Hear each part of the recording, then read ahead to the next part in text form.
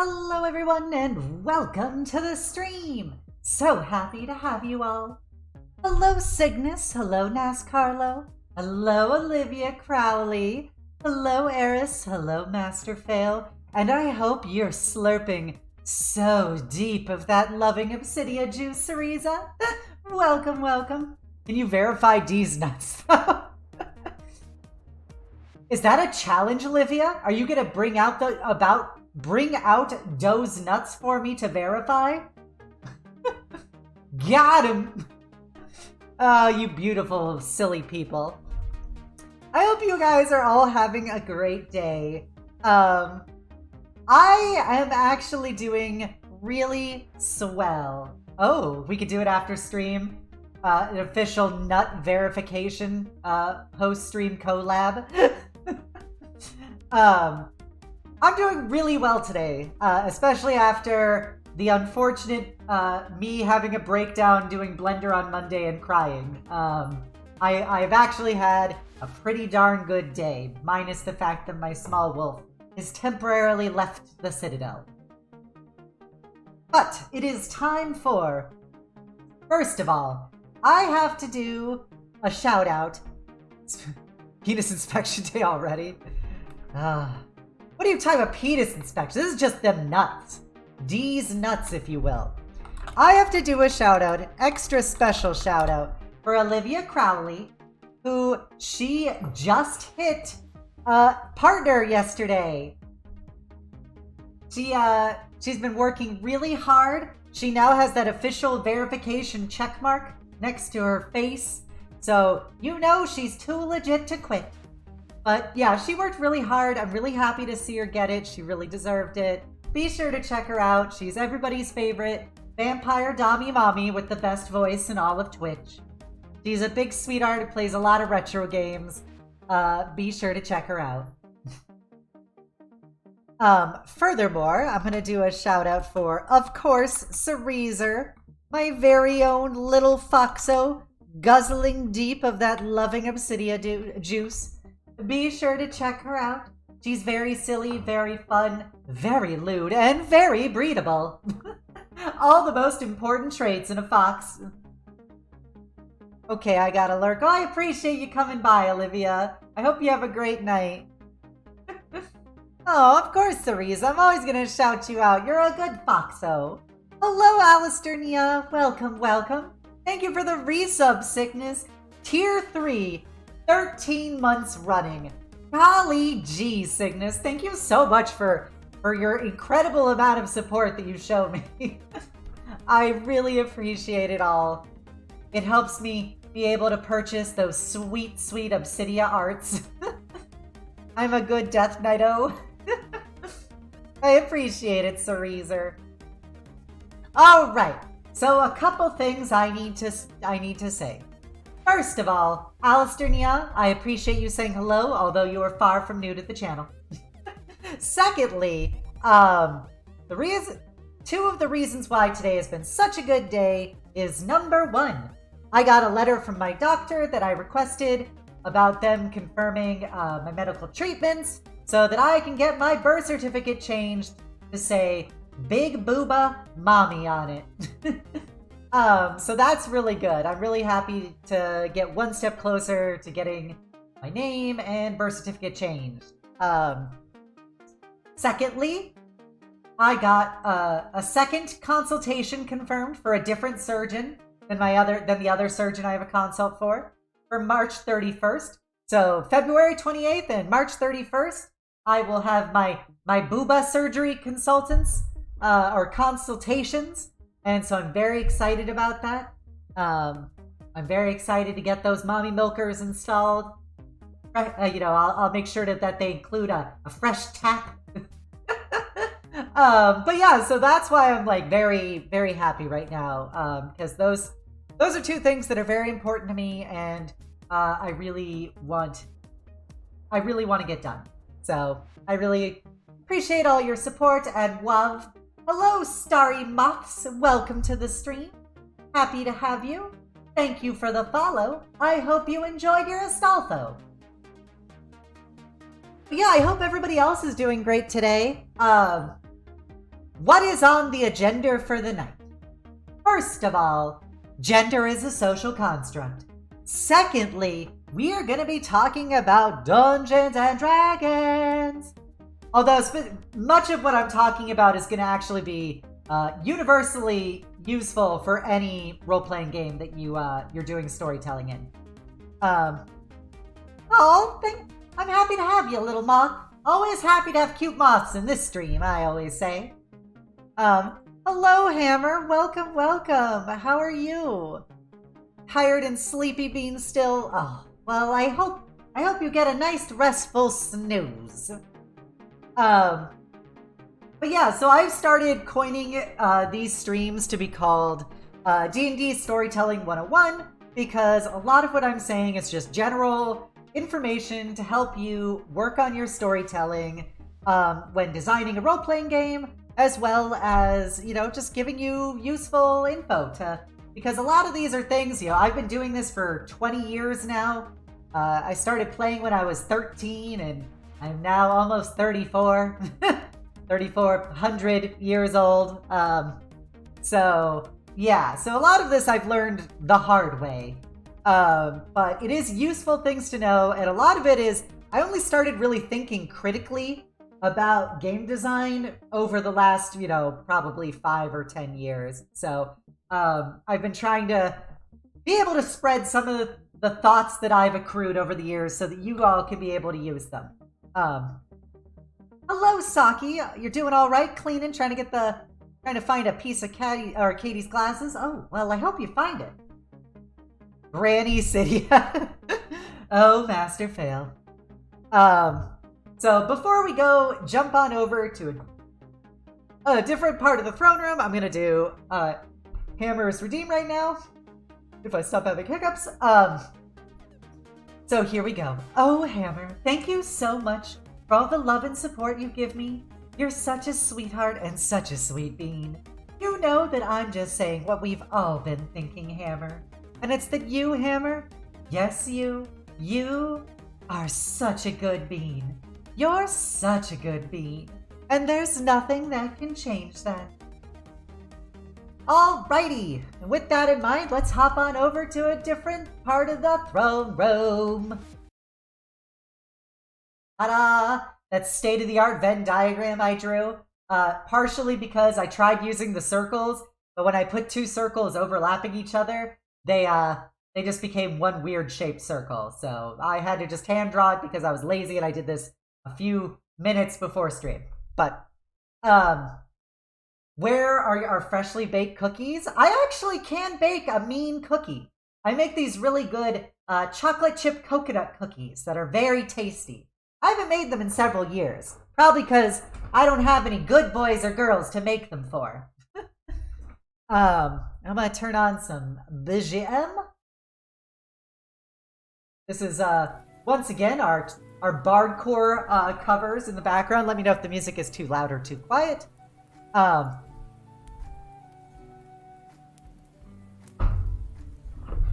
Okay. So for those of you who are new to my stream and new to my storytelling series, you can catch some of my previous stream VODs where I talk about world building in a homebrew setting I've been working on, as well as I have a VOD talking about generalized campaign design advice. Be sure to check them out. They're very useful in my opinion. So what are we talking about today? Well, today we're talking about war. And what is war? Or, damn it, I fucked up my own punchline. And war, what is it good for? A storytelling backdrop. Why, hello, Captain and Prince. It's my favorite dynamic gay duo. Prepare for trouble and make it double. It's a Matthew and Fabio raid. Hello, Fabio. Hello, Matt. Hello, Lupine Commander. Hello, Nagisa Shinwa. Thank you for the follow, Faye Shoto93. Welcome to the stream. I hope you enjoyed your Astolfo. War never changes. I gotta give you guys a shout out for the road /raid Captain and Prince. Wrong button. Prince. That's not a space. Prince. Alright. That should work. Yep. Yep, there we go. Hello, Kiyo Yokai Playtime. Welcome to the stream. Hello, Nagasa Shinwa. Thank you for the follow. I hope you enjoyed your Astolfo. How was Genshin? I immediately popped into your guys' stream earlier, of course, to troll you. Mostly to troll Matt, my favorite little kitty doggo. But also a little bit of torture for Fabio as well. For those of you who have raided in and don't know, my name is Obsidia. I am a Death Knight. What is that floating behind my head? It is a bone halo, made of the spines of my enemies and those I've hugged a little too tightly. Welcome, welcome. Oh my gosh, Starry Moss, thank you for the sub with your Prime account. I really appreciate it. Arise, brave knight. I hope you enjoy those sweet, sweet Obsidia emotes. So for those of you who are new to coming in, this is a part of my D&D Storytelling 101 series that I've started doing. And today we're talking about using war as a storytelling device rather than as actually what a campaign is like centered around. It's okay, trolling is always accepted. Oh, you're such a sweetheart, Prince. I mean, sorry, so you're such a sweetheart, Matt. Oh, and we've got some new raiders. We've got a big Death Knight hug for them. Well, that can be arranged, and that reminds me, I have some redeems I need to turn off that I forgot. So get your hugging utensils ready, everyone, because I'm coming in deep. And a 3, and a 2, and a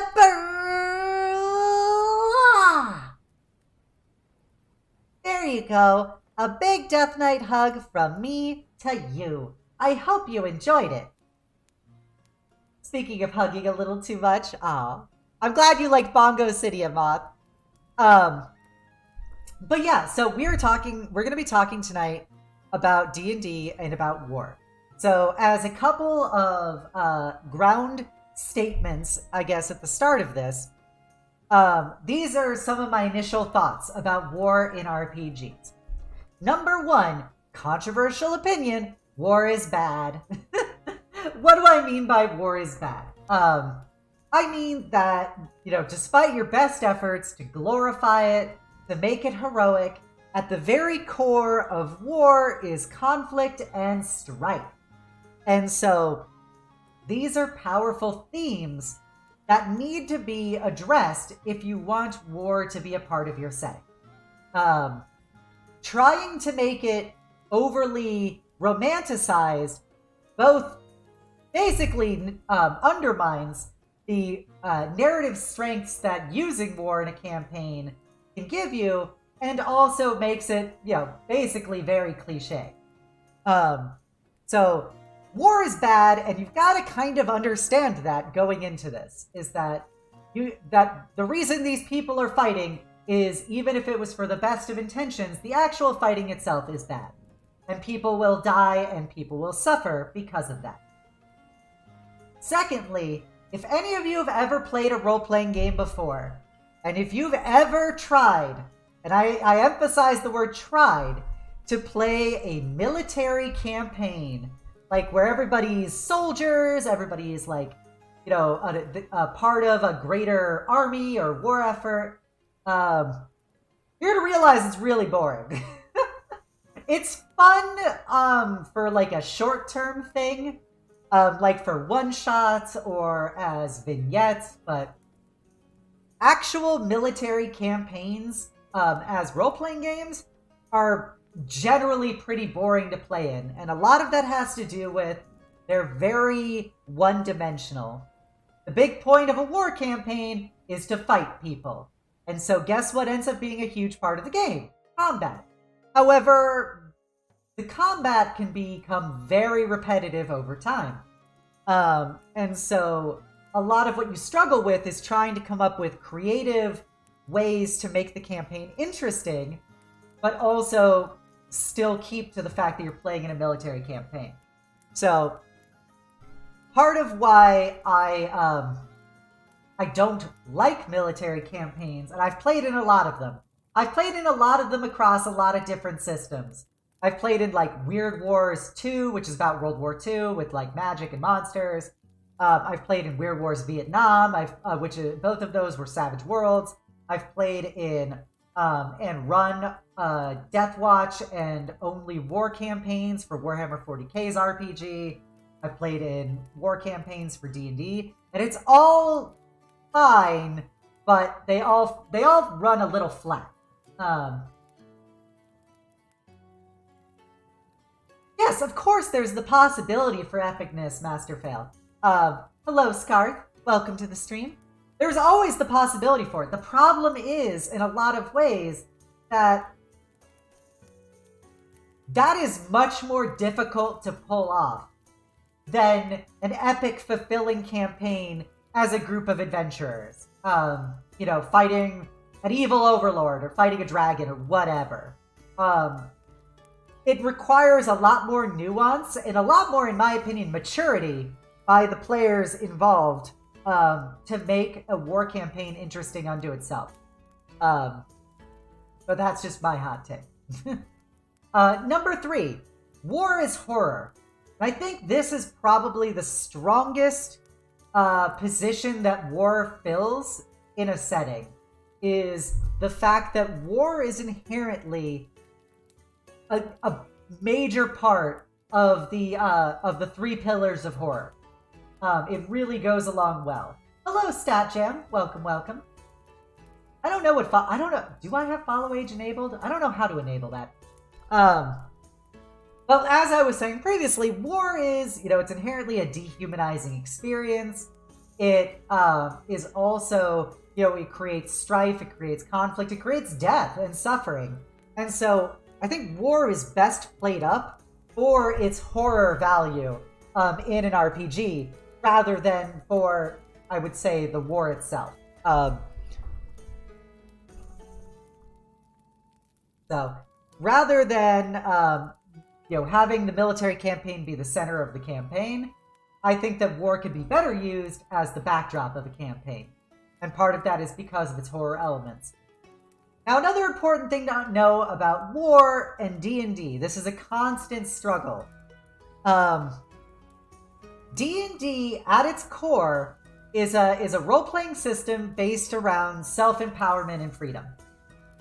Your characters are exceptional, they are powerful, they get more powerful as they progress, they get harder to stop as they progress, and it's an upward arc for your character. You are always improving as a character, you're becoming more powerful, and so the RPG at its core is premised around that journey of self-empowerment. Now, why is this problematic?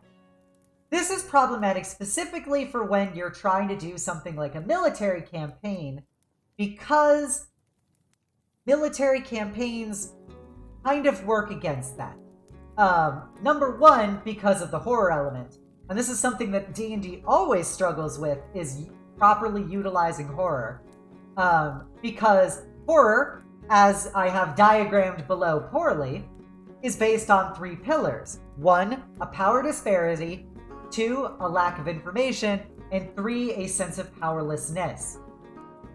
You can see this in any horror movie, in any slasher film.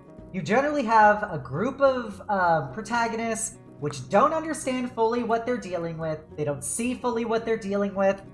They are usually confronting something that is both physically stronger than them and sometimes supernaturally stronger than them. And it creates an overwhelming feeling of powerlessness. These are the 3 core elements of all horror. And these are the 3 core elements that also constitute war. And these run contra to the theme of self-empowerment, which is the very backbone of Dungeons & Dragons. So, this is something you're gonna have to come to grips with when you're trying to weave this into a campaign. And hello, Carpus, welcome, welcome.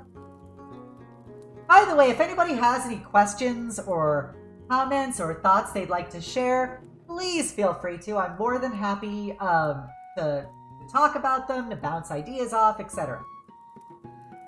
So the final point I want to get out of the way when talking about war in RPGs is that it goes with what I was saying for number 2, that war fighting does not transfer well to RPGs. Part of it is because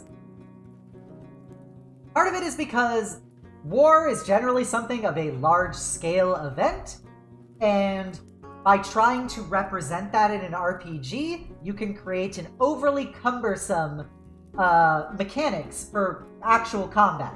Like, everyone thinks it's super cool to have their 4 heroes fight off against, like, I don't know, like 50 goblins. But when you've got, like, 50 goblins initiatives, that combat slows down dramatically. And then it also becomes very swingy in a way that is generally not conducive to maintaining, I would say, the momentum of fun. So that's one big mechanic that never gets transferred over well to war. Secondly, because RPGs, especially D&D, are about self-empowerment and freedom, your character's deciding what you're going to do with your character, where you're going to go, stuff like that. They also run contra to the themes of a military campaign, which are generally based in having a somewhat structured chain of command, designated missions, parameters around what you can fight and who you can fight. And so those things don't really work well together because players want to do what players want to do. And it's a lot of difficulty for players to be like, I'm doing this because I'm told to do this. I gotta kind of accept that. And especially when you have somebody who is in a position as the actual like chain of command leader of the group, either in a squad leader, platoon leader, etc.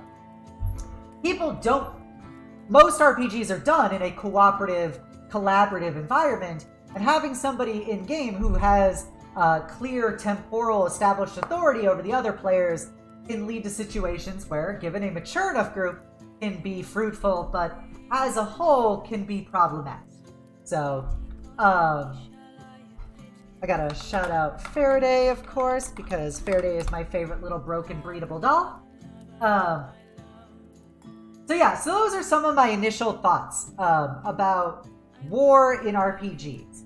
And these are kind of going to set up some of the ideas behind why I'm using the case analyses I am in the way that I'm using them.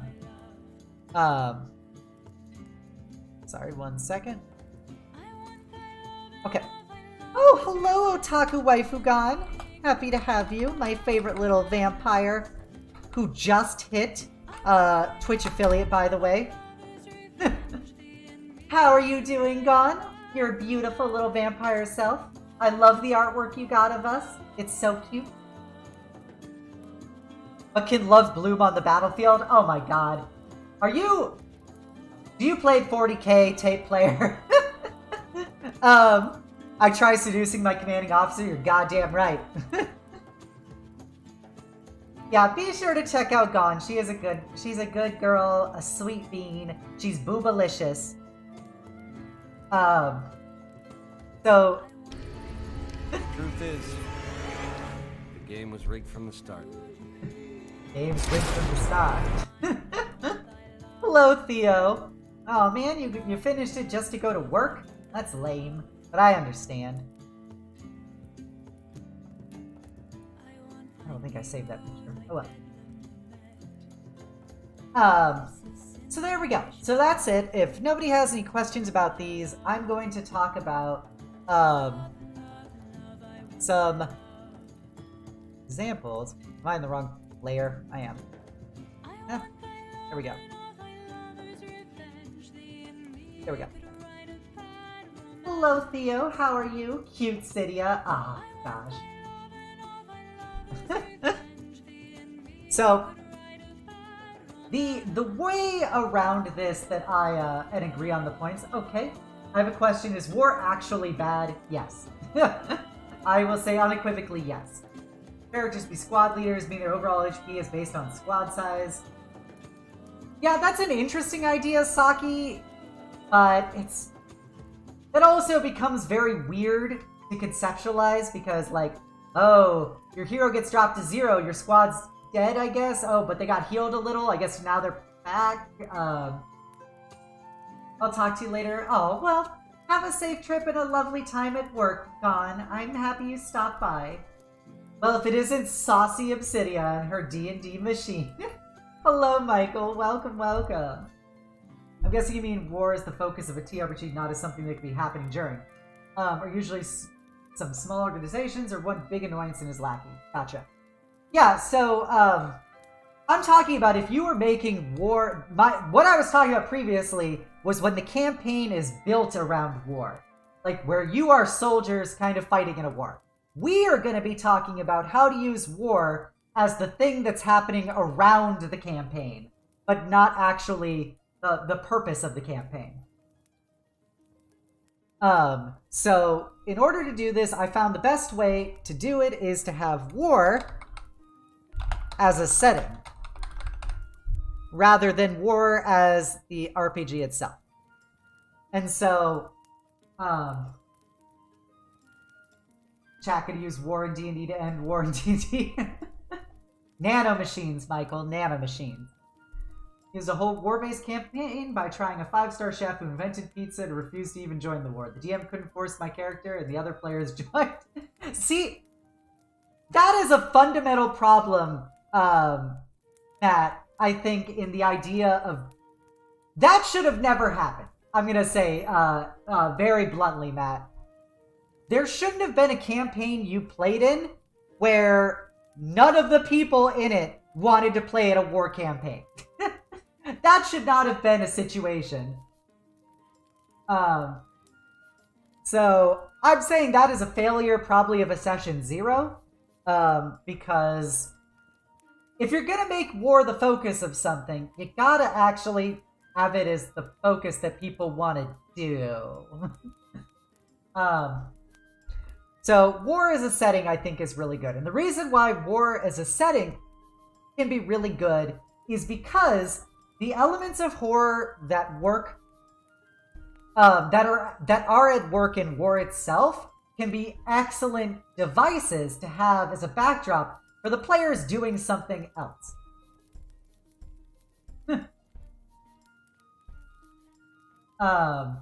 So one is the elements of war can provide great story, I guess, tools. So, since war is premised, as we discussed previously, on basically being bad and horror-esque, it can add in an excellent sense of atmosphere. Oh, great story tools for atmosphere!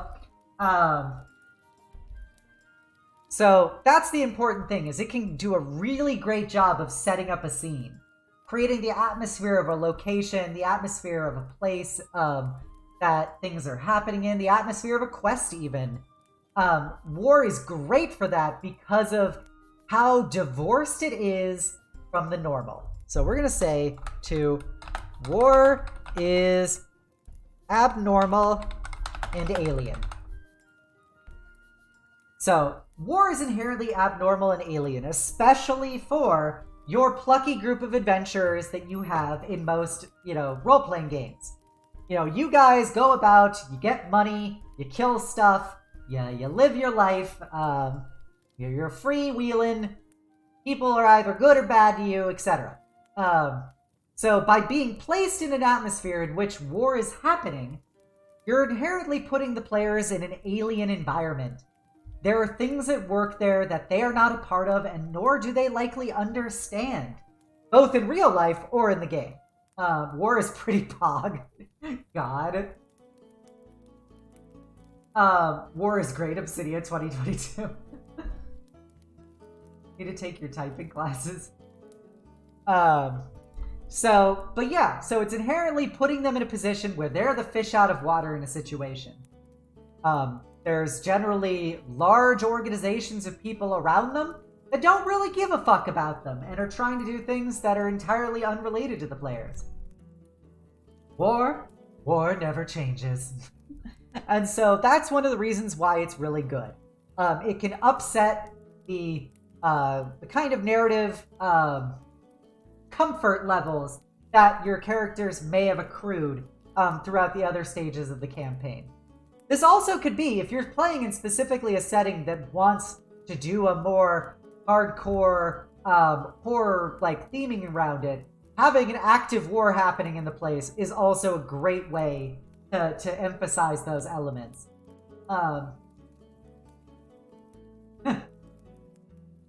Of course, you'd be Senator Armstrong, Michael. Of course. So there you go. War is abnormal and alien. So, and war can really give a sense of scale.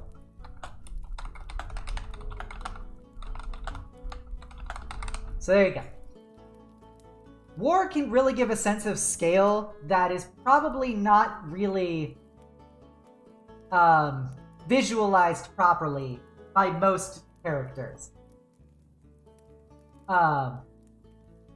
Normally you deal with a very micro level of interactions in any role-playing game. You're dealing with generally small groups of people or individuals, either antagonists or protagonists, people giving you quests, etc. Very rarely are you dealing with something that's more than perhaps a couple dozen people.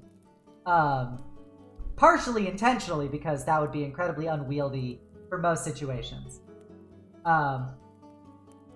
But I'm going to read a second of Matt's messages. Not involve us in any way. The lands we were in were completely... Yeah, that's weird, Matt. I get it, but it's weird. Which goes back to my previous stream where I talked about player investment and player stakes in the campaign itself. And what it sounds like is that was a failure to create player stakes and investment in it. Oh, hello, Nina. Happy to have you. Gonna shout out Nina, everybody's favorite Dragon King. She is good bean. Sure, check her out. Yeah, Conscription, if you wanted to make players have to care about a war, force them into it. Of course, this all has to be agreed on in session 0. That's the classic caveat, is everything should be talked about in session 0.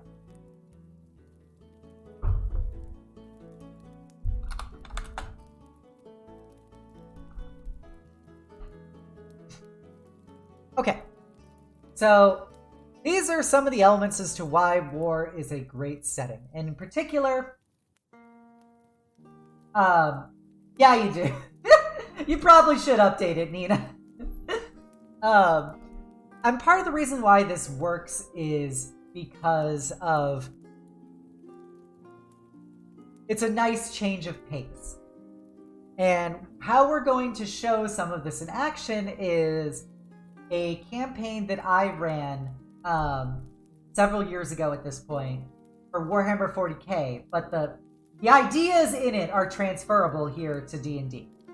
And then secondly, we're going to talk about A Plague's Tale, which, you know, is funnily enough, it's actually not a game I've played. I've watched one of my streamer friends crossplay it. But even with what I watched, I immediately checked off all the boxes of the stuff that I'm talking about here today. So, how do you use war to create atmosphere then? That is the question. You're this plucky DM, you want to have some war, some conflict, to spice up your game. So how do you create this legendary atmosphere? Well, here you go. The cheat codes of war. We'll call it atmosphere cheat codes.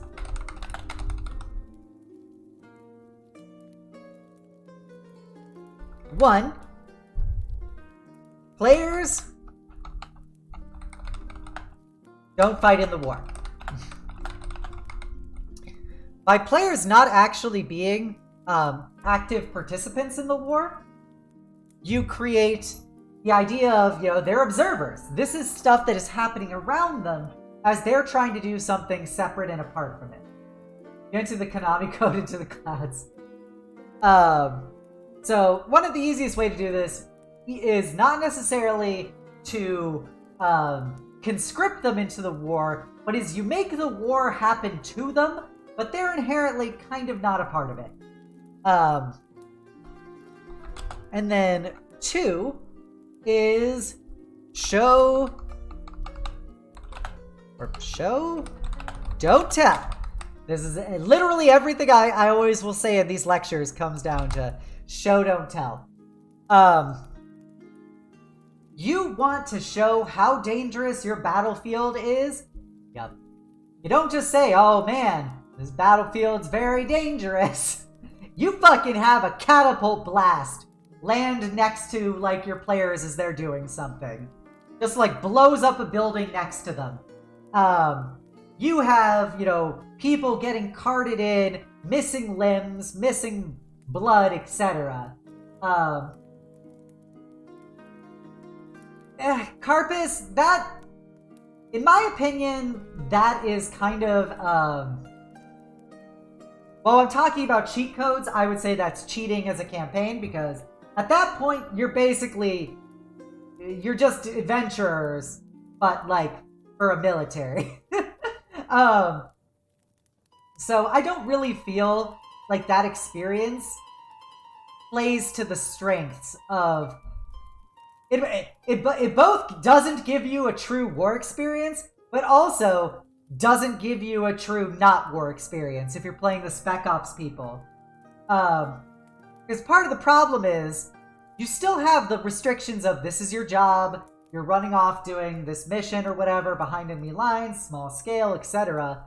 But, like, at that point, why are you even in the war? Like, it doesn't really give you as much of the true military experience, but it also makes you a part of the military experience in a way that the military is still there. You literally get the worst parts of being in the military and really none of the advantages, because you don't get to see the scale of the massive battle and stuff happening behind you. Yeah, have them make a save for the cannonball blow. Even if the result is actually irrelevant, the players will still feel they dodged something bad. Yes! Always make the players feel like they're in danger. I'm in danger. That is a good way to make the war real, to make the war come home. And 3 is war is a society. We all live in a society, if you know what I mean. So what do I mean by that? I mean that specifically, a war zone, the people engaged in war are inherently a very different culture group than if you were just in a city or town.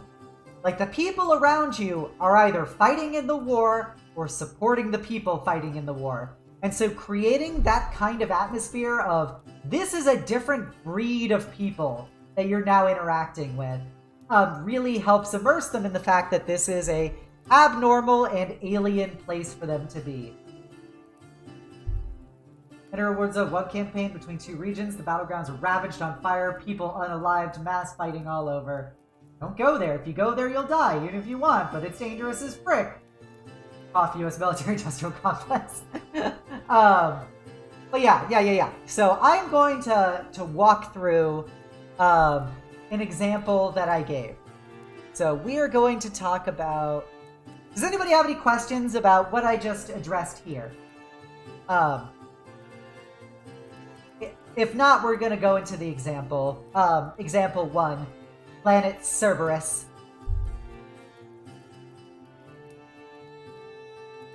Okay. But, yeah, I don't like special ops campaigns, because spec ops campaigns is literally like what every military campaign actually turns into. Because people realize being, like, normal squad is boring, and they want cool stuff, and they want to be unique characters, but then they go to become spec ops, and then you're like, why are we even doing a military campaign at this point? Yeah, well, it's not even the sense of, like, the regions. It's being in a war zone where people are fighting. Like, you're not having normal townspeople at that point, Matt. The people are soldiers or their support staff for soldiers. Like, that's the kind of people you're interacting with. And so the place itself is built around fueling the war effort in one way or another, as opposed to a normal village where, you know, people are just, I don't know, growing crops and stuff. Yes, and another problem with why doing a military campaign that's not like Spec Ops-y is very difficult is that generally, like 90% of the time, armies are like uniformly equipped. So having your character be a differently equipped person compared to the people around them is it becomes very forced, and that's another problematic aspect of it.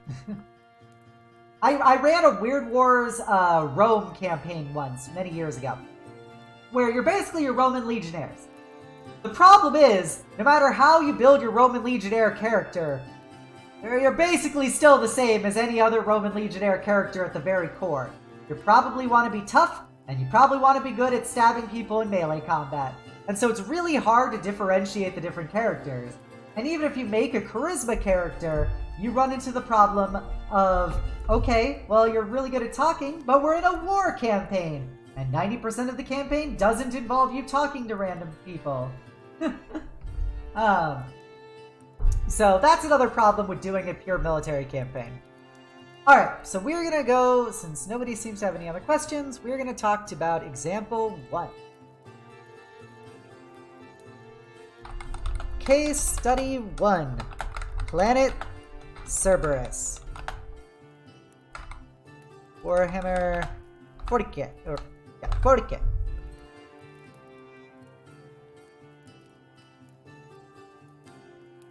Okay. Middle Age, especially Orwood's better for that since most of you get grouped together based on type of weapon. Yeah, okay. So you're put together on type of weapon. So you're a bunch of melee dudes. Well, I wanted to be an archer. Well, you can't be an archer. Well, I want to be a wizard. Well, that's kind of doesn't really work with our group of knights. It's like, these are the stuff that it's like you have to force your rationalization for why you have presumably 4+ people who are all very different classes and equipped very different than each other, constantly fighting alongside each other.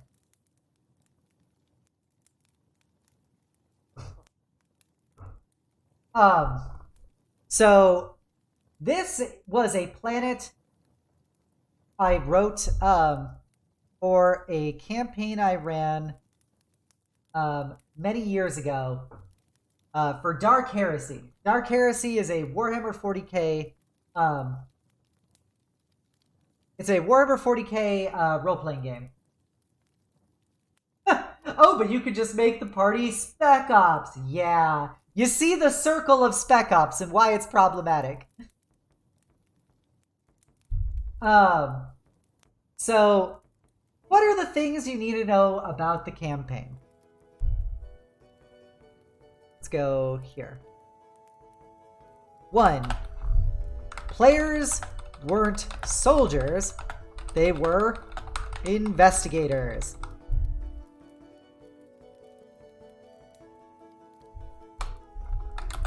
So that's the important thing. That's how they got involved in this planet in the first place.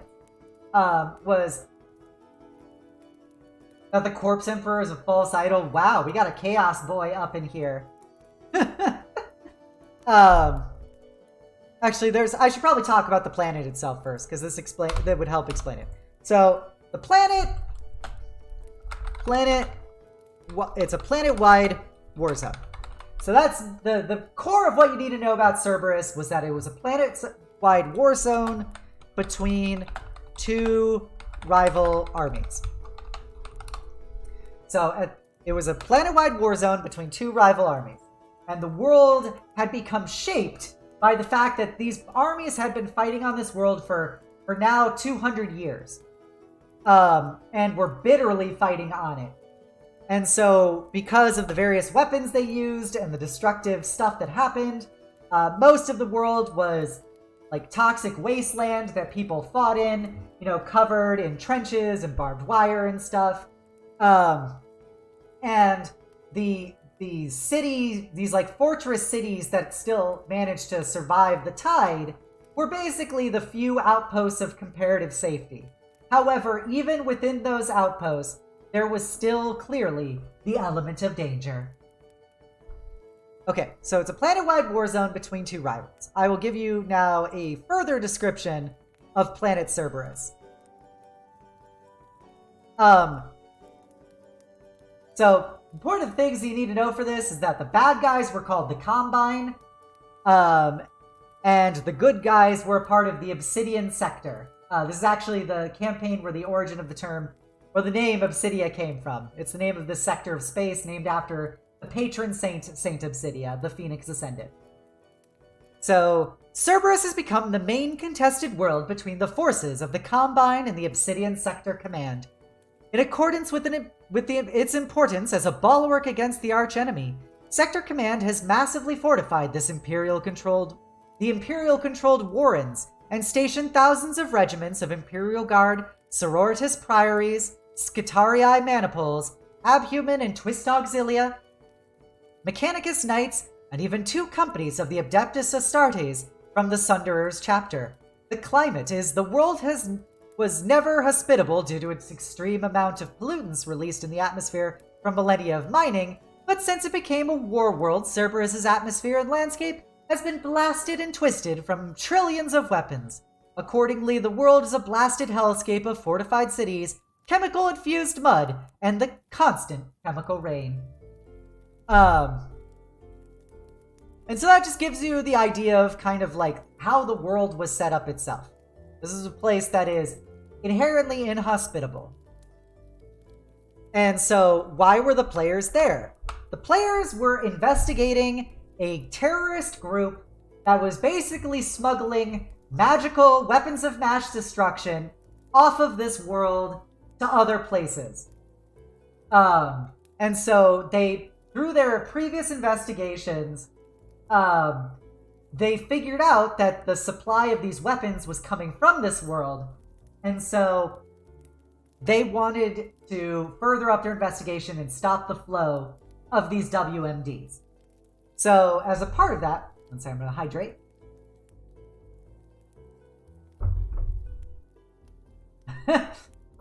Combine in Obsidia's D&D game.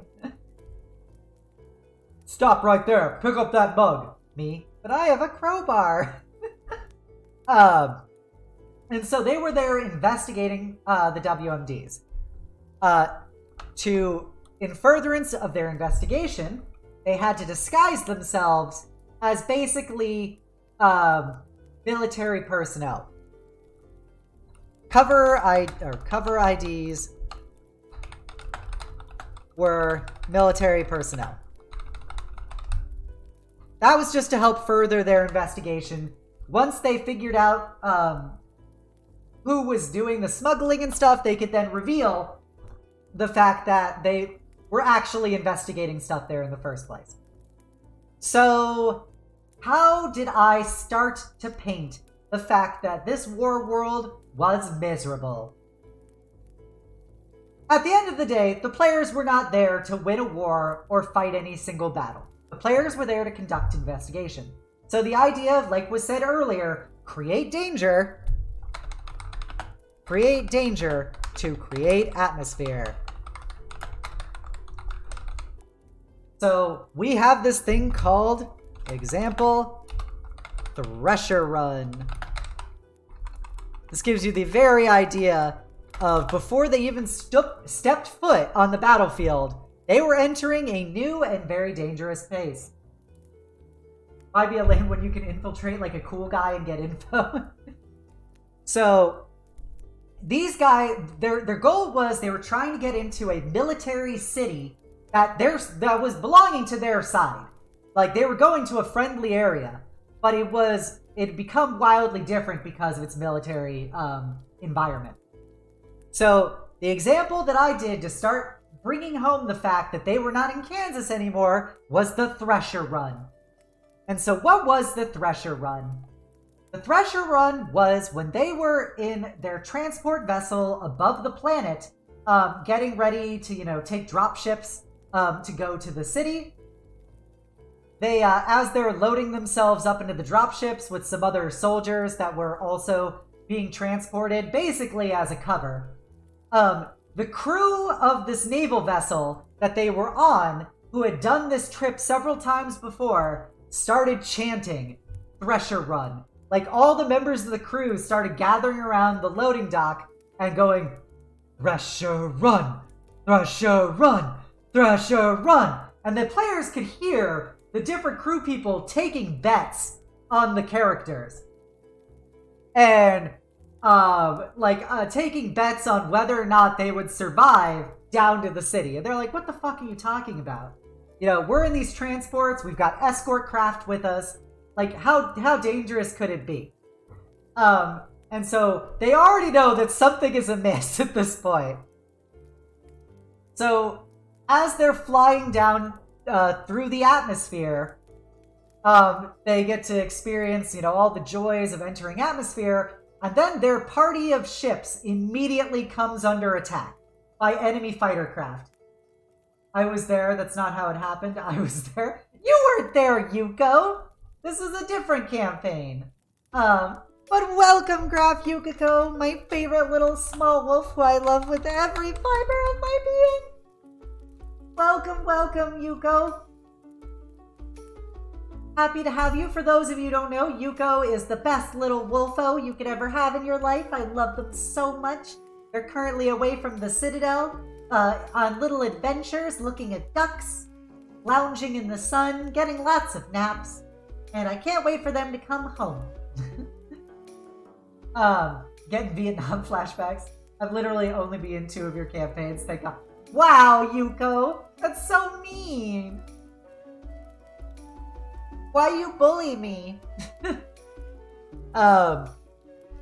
So as their group of ships comes under attack by enemy ships, one player decided to be different. Oh, I'm sorry it's storming, Yuko. That sucks. Bleh. All the players were in one ship together except for one guy who decided to be in another one. Which gave me a great opening for showing how dangerous this could be. So, I was never intending to kill the party. Like, just making that abundantly clear. I was never intending to kill them. So, there was no actual direct risk to the party.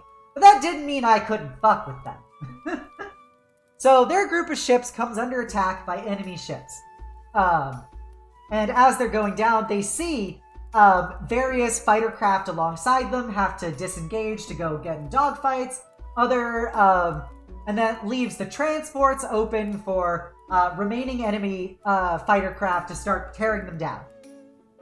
So they get to look outside their windows basically, and see like some of the ships next to them getting blown up, torn apart, and bits of people flying out the back of the ships and everything. And this creates oh fuck, are we actually going to make it down to the planet? Especially as they see the transport craft continue to drop to less and less ships are making it down to the actual shield surrounding this city. So I used the guy who was in the other ship as an opportunity to scare them. So he's going down, he's trying to use his psychic powers to prevent the ship from getting hit, and unfortunately it still does. And you get the whole back half of the ship is torn off, and like one of the guys next to him explodes as he gets hit by, basically a massive cannon round. The ship is now like free falling to the ground. He's screaming, everybody's screaming. Oh, hello, Queen Space. Wicka wicka woo. Space support for you. Be sure to check out Space. She's the most amazing little German girl streamer. A big gamer girl.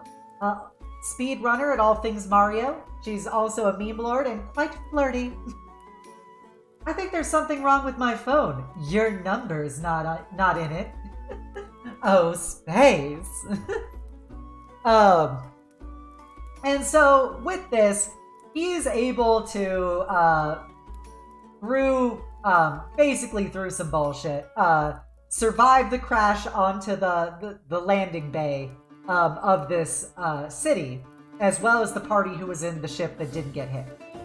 So, as the party lands and disembarks, quite nauseous at the experience, and they see all the broken bits of aircraft next to them on the dock. They immediately also begin to see raining through the shield surrounding the city. They see bits of ships start to rain down. They see bits of people start to rain down. And just kind of, slamming and clacking and splashing onto the landing pad around them. And the people on the ground, immediately the air crews and military personnel start cleaning up everything, gauging who's actually a survivor, taking tallies of how many made it through. And just like, this has happened every day, and it's no big deal. This is your first impression that something is amiss on this planet. How dangerous could it be? Goes to tribal cultists with Lasgo technicals to do it. You could say it was raining men. Oh god, yes, you could. And yeah, so that was a good device to help set that up.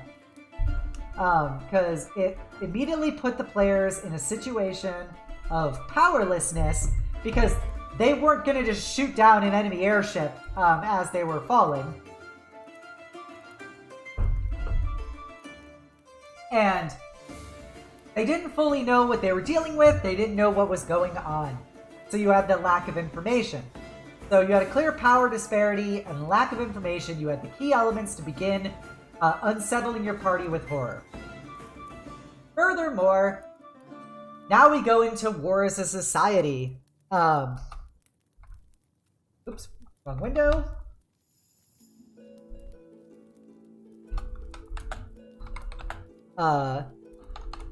Militarized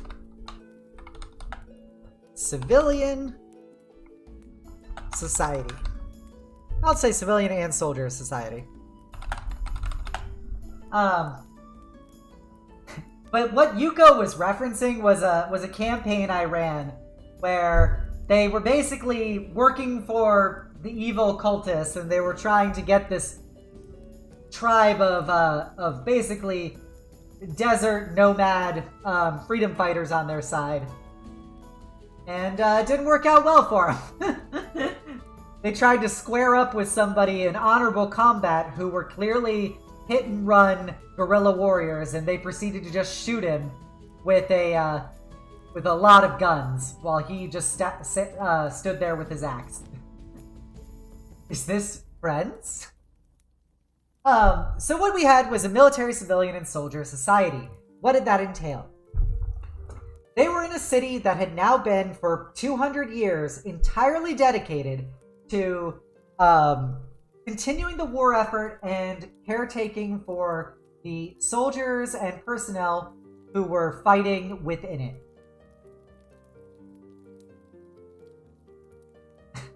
Nas Carlo, you're not going to get any sympathy from me.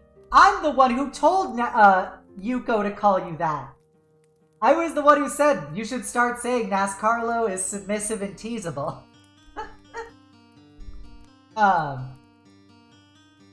And so this entire place was dedicated to military personnel. They had thousands of soldiers they would see pressed together in narrow tunnels, smelling, dirt and sweat and gun oil, all moving about. They literally had medical personnel handing out condoms and trying to get them to practice, safe sex. They had civilians who were entirely centered around basically acting as porters and informants and stuff for the military personnel there, caretaking them. They constantly saw people getting massed in levies to go out beyond the wall that they never could look beyond, to go fight in the war, presumably. And it was this constant coming of going that everybody is here is a trained killer, basically, or the people supporting the trained killers. And so it made it an extra dangerous place to be then, because it increased the stakes of if you did something wrong, and if they blew their cover at all. Hello, Arrow Ace. Welcome, welcome. Thank you for coming by to give me a quick hi. I appreciate it. I hope you have a lovely night. And so just trying to really bring that home. Like, the people that the party interacted with were all soldiers or the unknown civilians who dealt with the soldiers. And that partially gave them an inroad of accessible people to talk to, because there were a lot of people that just were viewed to be unimportant because they were not military personnel. And so you can learn a lot of things from the people that nobody ever expects anything from. Furthermore, was using the player's abilities. I don't know why I capitalized that. Using player abilities to convey tone. This would be, for example, something like the Paladin detection ability. Divine Sense, that's it. Something like Divine Sense. Oh my gosh, is that the Royal Knight VT? Oh my gosh, I have to shout you out, of course, Yulia. For those of you who don't know, Royal Knight VT is an adorable elf knight princess VTuber. I always love my fellow knights. She is one of the most sweet and wholesome people I've come into contact with. She's absolutely adorable. She is that the Dark Knight Obsidian? She plays lots of games like Fire Emblem. She was doing some test streams for Breath of the Wild yesterday. She also plays like Mega Man and Final Fantasy XIV and Final Fantasy IV. And she's just absolutely adorable. Be sure to check her out. She's one of the sweetest people I've met. Thank you for being here. We're talking about war in Dungeons & Dragons, Yulia.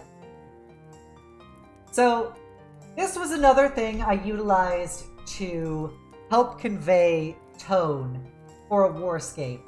And I wanted to really drive home the all-consuming nature of conflict. And how if you've had a military conflict that's been going on for over 200 years, Obsidia was a Death Knight. I've been deceived. This war just would feed people into it. Thousands to millions of soldiers were fighting here and had been fighting here and would die, and they would just constantly be dragged into the meat grinder. So one of the abilities that my party member had was this psychic sense of basically detecting magic stuff around him. And so I used that to basically paint a layer of, what's it called? A layer of metaphor over everything he looked at.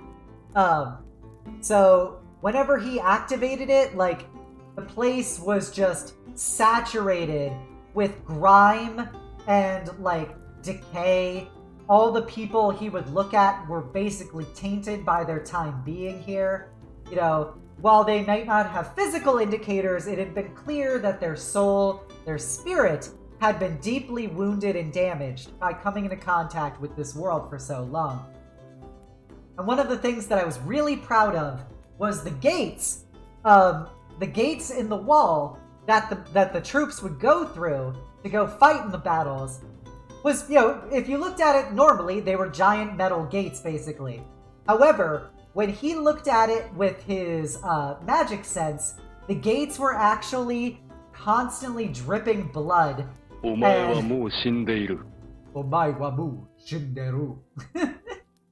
gates were constantly dripping blood, and instead of them being just, you know, big metal doors, they were actually a big gaping maw of serrated metal teeth that was just dripping viscera and blood constantly as people would march through it. So that was another thing to do to convey just the tone of the place, and how awful being in this warscape was. And then the final thing was Wrong screen. Sorry about that. And this is the final big thing, which you're probably going to be like, hey, doesn't that go away from your previous statement you made? And I'm going to tell you, hey, don't quote myself back at me, bro. Expose the players to the war itself. There we go.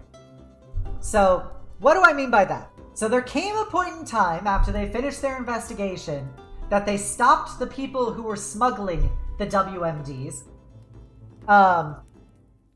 They would stop the person who was smuggling them, but they realized they had to stop the actual production center for them since they figured out where that was.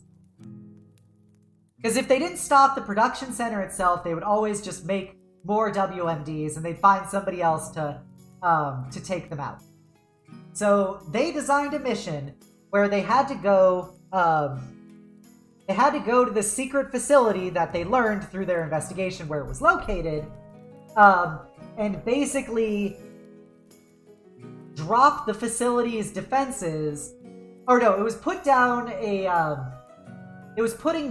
a targeting beacon so that they could basically orbital strike the facility. Unfortunately, you had to go into the facility to establish that. And so in order to do that, they convinced the commander point of contact they had to lend them a company of soldiers who would act as their escorts. That would, as a part of an overall offensive that was occurring during the war, they would join in with the offensive, break away from it, and then go do their own mission. So this now brings them the first time they've been on this planet beyond the walls. Fun, I know. So they suit up with all their gear. They get inside of some armored transports with some soldiers, and they feel pretty good about themselves because they've got like 90 troops now on their side. And anytime you give a player control over other people, they feel an irrational sense of power. So as they were basically marshaling to go beyond the wall, I started building up the atmosphere for the assault itself, which was made extra unsettling for the psychic in the party, because as I described the gate previously, he began to see it like that, and also began to hear it making like a low, growling, hungry roar, as it was apparently waiting for this new meat to enter it and fight in the battle. So, as they board their transport carriers, they see that there are thousands of soldiers that are also marshaling ready of all manners of different types of equipment and technologies. Like, they see a bunch of basically like feral barbarian types who only have armor plates on the front of them because they would never expose their back to the enemy, which is a special joke just for Yuko for watching Black Hawk Down. And they were cheering, and like there was like a war drum beat that I was like, you know, tapping on my desk like.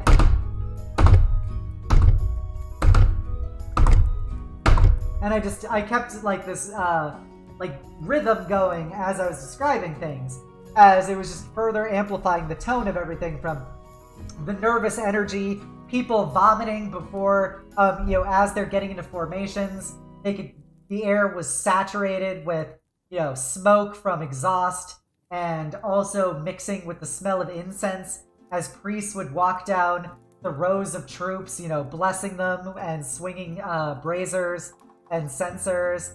And it was just all of this getting ready for the final moment that the gates opened and the players were finally given their exposure to the world itself. And then that's when everything started to go wrong. So first I gave the opportunity to describe all the horrible things happening on this world that the players had not had to witness prior to that point. And so they had scenes of like weird magical weapons of war being used, like barbed wire that was alive and would start swinging out and like basically rolling over people and turning them into pincushions and feeding on their blood. poison gas that would descend from the sky and land onto troops and start, worming its way through their defenses and basically turning them into mush from the inside out. Giant robots firing, massive cannons that would wipe out whole, squads of soldiers all at once. And then, magical warlocks and witches basically using sorcery to then rip apart some of these giant robots. And the players all saw this as the stuff. That stuff wasn't even happening to them. That was the stuff they were driving past. And as they're going towards the actual attack on the facility, they start seeing all of their escort begins to start disappearing around them. First, there is this thing in Warhammer 40k called a Helldrake. It's basically a giant mecha dragon that's possessed by a demon. So as they're driving in their transports trying to protect themselves, one of these dragons basically landed on one of the transports, tore open the top of it like a can opener, and then started breathing this incandescent, multicolored breath weapon into the thing itself. And the players could literally see the souls of the soldiers inside of that transport getting torn out of their bodies and sucked into the dragon's mouth as it was just eating them inside of the transport.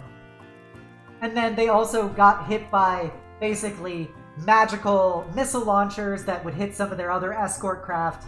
And when the missile launcher collided, it was actually basically this multicolored rainbow contrail as it went through the armor of the tank as if it wasn't there, and then collided with the organics within, causing the tank to continue pushing forward for a moment as the souls of the people who were inside of it were then, basically as if they had been impacted by the rocket itself, and their souls, which appeared briefly in multicolored smoke, were blown out of the walls of the Chimera.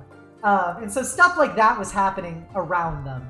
They hit landmines, etc. So by the time they actually get to the facility itself, they have had their escort significantly reduced into a pool of resources which was much more manageable to actually run in combat. But it did give them an idea of, oh fuck, these are the things that we are squaring up with right now. So once they did their job, they put down the beacon for the orbital strike, and their job then was to get the fuck away from the location before it went off. And so there was literally a race against time for the players to get away from the facility as they hear over their comm systems and stuff that the spacecraft is moving into position and is about to launch the orbital strike of just massive lasers into the facility. And so they see this happen, and so it's a race against time, which further adds to the sense of danger and scale, in which one of the players actually barely made it out of the blast radius. He was basically nuked from behind and blown into safety, but almost died in the efforts for doing that. So after all this has been done, they accomplished their mission, they're on their way home, and at this point, they see the other side of the war. So they're basically now coming through the return tunnels, which are not the same as the exit tunnels to go fight in the war. The return tunnels of wounded and retreating people going back into the city. Hello, Vetricale. I'm going to finish this thought and then I'm going to do that hug. And so at this, they see a lot of the military units that they had left initially as a part of the offensive, basically limping back. They just see a long trail of hundreds of soldiers, where once there were thousands who had left with them. Only hundreds trickling back, wounded, torn apart on stretchers, crying out, bleeding. Some of them just left on the side of the tunnel to die because they couldn't be cared for anymore. Vehicles with people strapped all over them. Sometimes people falling off and getting caught in the tracks of a tank, etc. And just this overall sense of the people just not even caring anymore. They had clearly been broken by the experience. And they had been marched right back in. The players got back in, they celebrated their victory, but as they were celebrating their victory, they saw that there was another group of soldiers getting ready to marshal again right outside that gate again. And so they knew that this was the infinite cycle here, and they had only experienced a small part of it for only a brief portion of the overall war. But that's how big and how murderous this kind of experience is. Their journey out of the planet, though, was actually totally safe. And the reason for that was the bad guys didn't care if you left the planet. They only cared about the people coming in. And so that gave them another surreal experience as they left, as they thought they were preparing for the Thresher run again. But instead, they had a safe, if somber, ride outwards.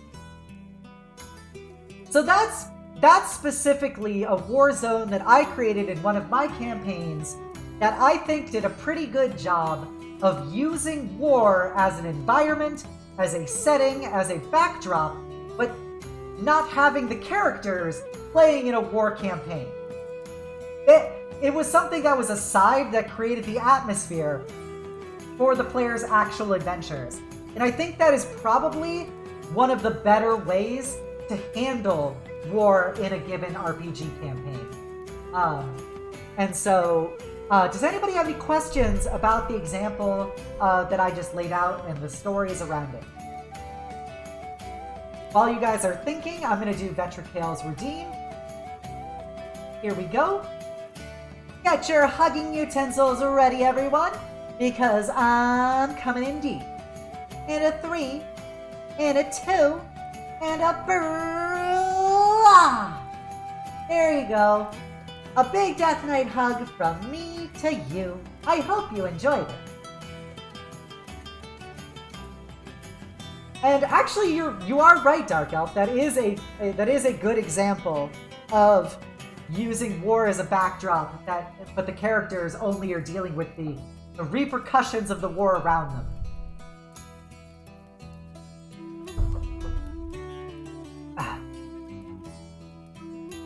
Potato. Hello, Hector. Welcome, welcome. Buenas noches. Happy to have you. Hello, Nocturnal Thing as well. You'll love to see those hugging utensils out in chat. And back to bed. Well, thank you for coming by, Hector. I appreciate it. I hope you have a good night and the sweetest of dreams. Enjoy the potato. I always do. Alright. Anybody have any other questions about this example before we go into our next one? Our next case study?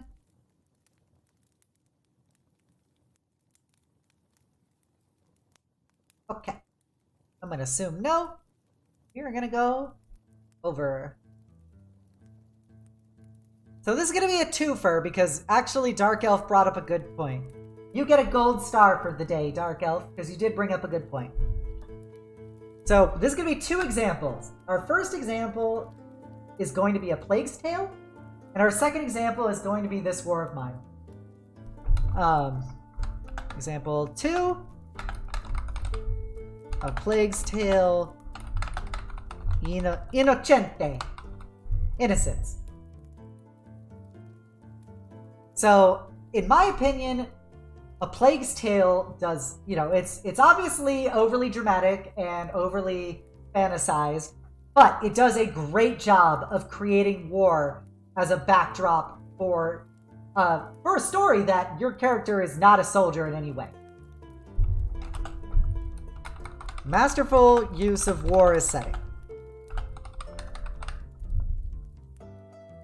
Like, at the end of the day, A Plague's Tale is about this French noble girl and her brother who has magic...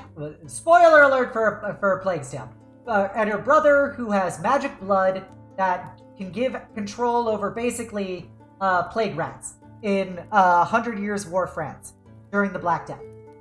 And so their home was destroyed in the war. People are hunting for them. There's the Inquisition wants to try and get her brother's blood so that they can use it to take control of the rat swarms and rule over France, etc. So in this game, you are a teenage girl. You're a teenage girl who doesn't really have any fighting capability beyond a sling that she has. And her goal is to ensure survival. Character is non-combatant, whose goal is, I'm going to say, totally unrelated to larger war effort. So, you're playing a non-combatant whose goal is totally unrelated to the larger war effort around her. However, the war affects her everywhere she goes. It should be affects. Affects her everywhere she goes. Shoot, messed up the Y. Typing is hard. Every aspect of the story, the war is touching on. Whether it be the fact of you're going into towns that have become depopulated from the fighting between the French and the English, that creates points of difficulty where things such as, magic rats and stuff can occupy them, or you're dealing with bandits and deserters from the armies that, because how long this strife has been going on, how much the situation is broken down, there's a lot of angry men with weapons. And angry men with weapons tend to use those against people who are weaker than them. And so she has to struggle to avoid and outsmart these kind of, criminal elements in her journey to ensure her brother's protection, as well as there are actually the soldiers hunting for her in these war zones themselves that she has to avoid. There's a whole scene, and I will never forget it. It's one of the few things about the game I will always visualize, and that tells you how much it was well designed and how much of a lasting impact something like that could have for you. Post battlefield body disposal scene. I'm gonna even underline this because I think this is so well done for setting atmosphere and tone. There is a scene where you have to flee through a battlefield that has already been fought over, that currently the English soldiers there are trying to basically pile up and categorize all of their fallen. And so you are in an atmosphere where there is just thousands of corpses. Thousands of corpses in stacks and piles. Like, there are so many corpses that they're the girl's probably like 5'3" or so. There's probably about 8 foot tall stacks of bodies, all wearing their, bloody, muddy, soaked, heraldry and livery. And they're all around. The entire place is, there's flies buzzing, rats gnawing away at them, crows descending upon the bodies constantly. There's fires burning on some of the piles to try and dispose of them. And it just creates this claustrophobic feeling. So many spines. This claustrophobic feeling. And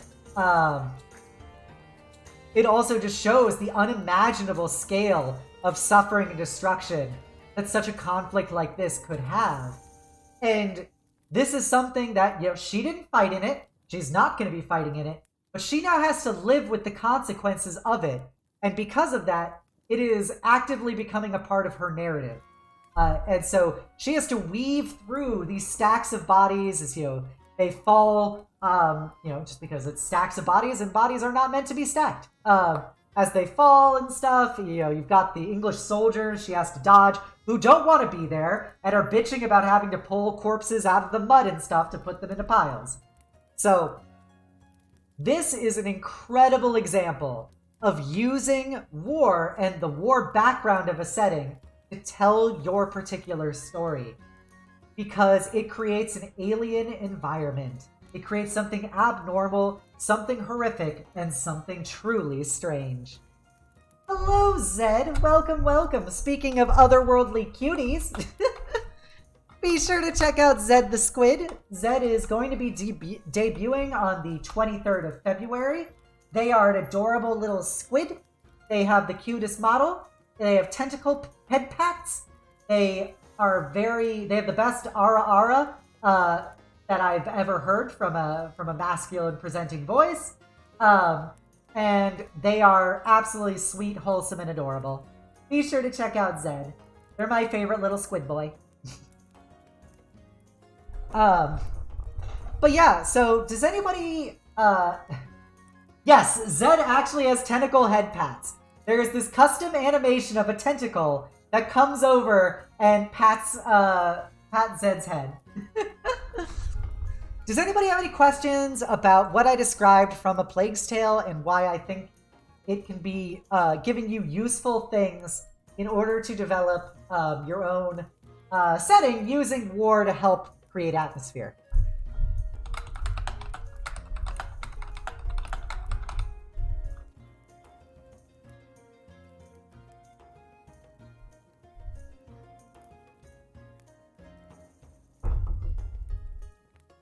Had to drink water. Of course, Zed. I love having all the love for you. If I could shout you out every day, I will. I hope you're doing well, Zed. We're talking about war in role-playing games and how to use it as a like an atmospheric effect. Okay, so if nobody has any questions about A Plague's Tale, we're gonna go to This War of Mine. You are a civilian in the middle of a civil war. Your goal is not fighting, but survival.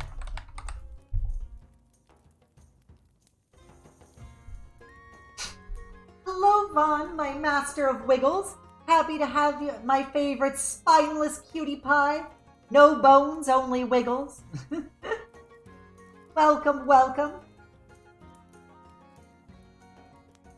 Yeah, I'm glad you like it, Master Fail. Yeah, I haven't played it personally, but I've done a lot of reading and stuff about it. So the basic backdrop of This War of Mine is you are a generic civilian in the middle of a civil war-ridden, like Eastern European country. And your goal is to survive and, like, maintain your sanity. And you don't fight in the war personally, but you feel the war constantly around you. You go into houses that have been blown apart to loot them for food and supplies. You already have the breakdown of basic society. And so, the Siege of Sarajevo. Oh, gotcha. That makes actually a lot of sense now that you describe it that way.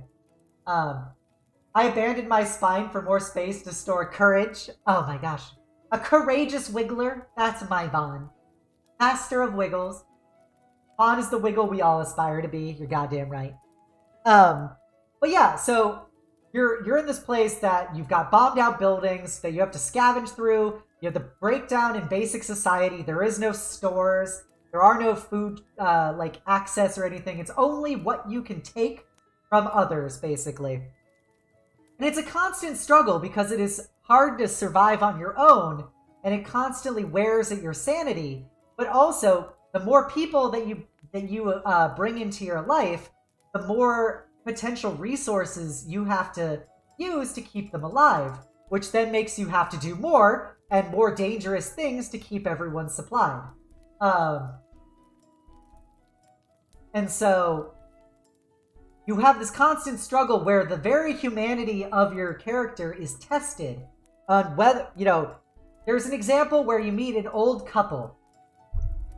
Let's say constant moral tests and ambiguity. There's a scene where you meet an old couple in their house that you were looting that you thought was unoccupied. you see that, you know, they've got some food or they've got medical supplies. However, you know, and they need them for their own purposes, but they're old and you don't know these people. They're not the people that are a part of your adopted family unit. So you have the choice of, do you take something away from these people who also need it so that you can use it to help the people that actually matter to you and help yourself? You know, or do you leave them with it and then basically go home hungry, go home empty-handed, and suffer that much more going into the next day? There's also the chance that, you know, you get caught by a soldier and you don't have a gun. They have the guns, they have the power. So you have what I was talking about with the 3 pillars of horror. You've been put in a situation of a power disparity and powerlessness. And so your job is, you can only run. And you could see somebody being attacked by those soldiers, and if you try to distract them, there's a pretty good chance your character just dies then and there. You don't get to succeed, and so you have to make the choice of if helping that person, which might be the more morally objectively good thing to do, but can lead to ultimately the end of you and the people you care about.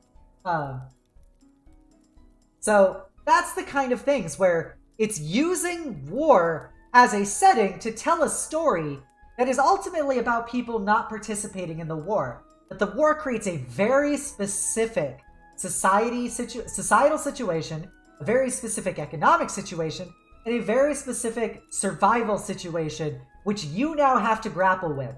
You suffer from the fact that there are people, you know, outside of your control that have felt the use of violence and infliction of suffering on others is the way to achieve their goals. So that is another great way to convey, you know, why war can be an excellent thing for an RPG setting. So, for example, you're a group of adventurers. You enter into, say you're entering into an area which you know has been the site of numerous battles between 2 rival groups. And as you're in there, you see that there are people who are, you know, basically hoveling in broken, burned out houses with rags on them, hunting rats for food, and they have nothing to give you, and they look at you with fear because of how, you know, capable and equipped you all are and the level of destructive potential you wield. You are a constant reminder of their trauma. And no matter what you do, you can only help them so much, because at the end of the day, you have to leave. You have to go do something else. You have to go achieve your objectives. And so that helps create that atmosphere. Or, you know, you could be people in such a zone who might be trying to overthrow an evil overlord who has taken control of a given war-fighting area. And you have to survive in this and be able to strike down his lieutenants and his forcers, but you also, you know, you don't have the same kind of freedom that you would have otherwise in D&D to buy better gear and whatnot. So, gotcha. So yeah, so those are things to take into consideration and how they can be useful, just for painting a scene. Because war has consequences that bleed far beyond the battlefield. Also, you know, I haven't even talked about PTSD from military personnel and civilian personnel. The people who fight in these wars, they don't, you know, it's a common thing. You're never the same person when you come back.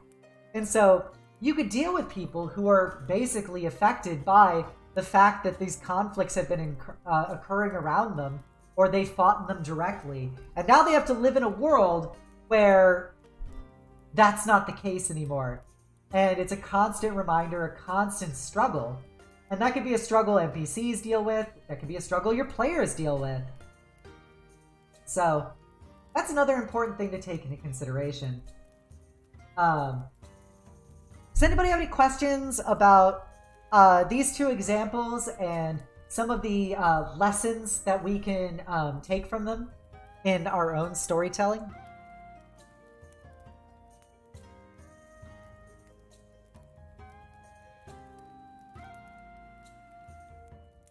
Okay. I'm going to assume nothing. Oh, you have questions, Michael? What are your questions? Yeah, if anybody has any questions, please just go into it. Yeah, Witcher 3 goes into it a bit. I haven't played much of Witcher 3, but from what I gathered in it, it's much more, I would say, tertiary to the plot. Is there an exception? What do you mean by is there an exception, Michael?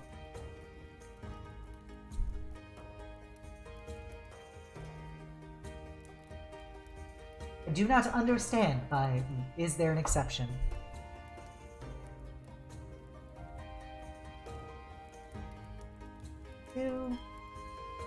Gotcha. Okay, so with that in mind, I am actually going to bounce this over to do. Already did that. Gotcha. Let's go. Okay, we're gonna go to a new picture. Like something that goes against what is planned. War! Hello, Naira. Welcome, welcome. Happy to have you. Most of the inference based off the environment NPCs, but yes. Yeah, gotcha. Yeah, I read all the Witcher books and stuff, and so I know, like, about the war. But it's one of those things that's talked about in the background, but it, like, has, like, really not that much bearing on things.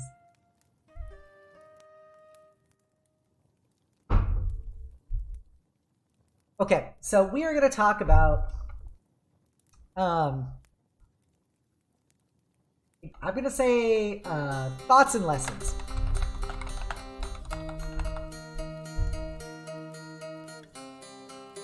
Okay, so now that we've talked about, you know, kind of some of the core concepts of this, as well as some examples of it being implemented in action, how can we take away from this? So this is kind of a reiteration of what we talked about at the start of the stream, but so lessons learned. War affects war has effects that stretch far beyond the battlefield. That stretch far beyond the battlefield. Okay. Here. So this is something that you can really use in your campaign. Probably one of the most easily utilized aspects in your campaign is showing the effects of war beyond simply the battlefield itself and the fighting of any given, battle. War affects the society, war affects the people around them, war affects the very environment itself. Creatures can arise from war, as things that have gone feral, scavengers drawn to it, undead risen from it, people reverting to banditry, deserters preying on people, etc. War is a plague, and there's a line from Game of Thrones. War is a plague, you don't cure it by spreading it to more people. Hello B, happy to have you. My favorite Jackalope Vitibel.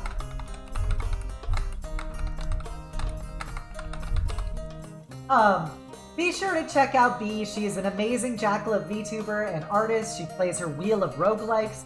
She started this new show yesterday called Roll With It, where she stats up pop culture characters in Dungeons & Dragons. She statted up my very own Astolfo as the start, and also, I can't remember her name, the girl with the pistol from Full Metal Alchemist. And she's intended to do it to more characters, including my very own favorite knight, Mordred. So be sure to check out B. I'm also going to meet B tomorrow, IRL. I'm very excited. I'm going to give her a big Death Knight hug. Montanolo. This might be covered in another section, but what tips would you have for maintaining, if at all, party comfort? For example, how to incorporate said war consequences and moral challenges without demoralizing the party themselves. That is a very good question, Vaughn. I will address that in just a second. Once I do these redeems, I will address that. So, first off, we've got a big Death Knight hug. So get your hugging utensils ready, everyone, because I'm coming in deep. And a 3, and a 2, and a There you go, a big Death Knight hug from me to you. I hope you enjoyed it. And then, thank you, Paladin Boots, and also welcome, Paladin Boots. And then, Mom, I broke my fingers. Can you hug me? Did you actually break your fingers, Paladin Boots? Jeez Louise, are you okay? Oh my gosh, I wish I could send a Staltho to your side to protect you. Hello, Washboard is Justice, D&D with Merlin. Part 4. City, I hug Obsidia's human Sona, she hugs in character. My back is cracked in half and I die instantly. Oh my god, I'm so sorry, Paladin Boots. I hope they heal alright. What happened? But while Paladin's saying that, to talk about Vaughn's thing. Party comfort. Party comfort is #1 priority. Priority.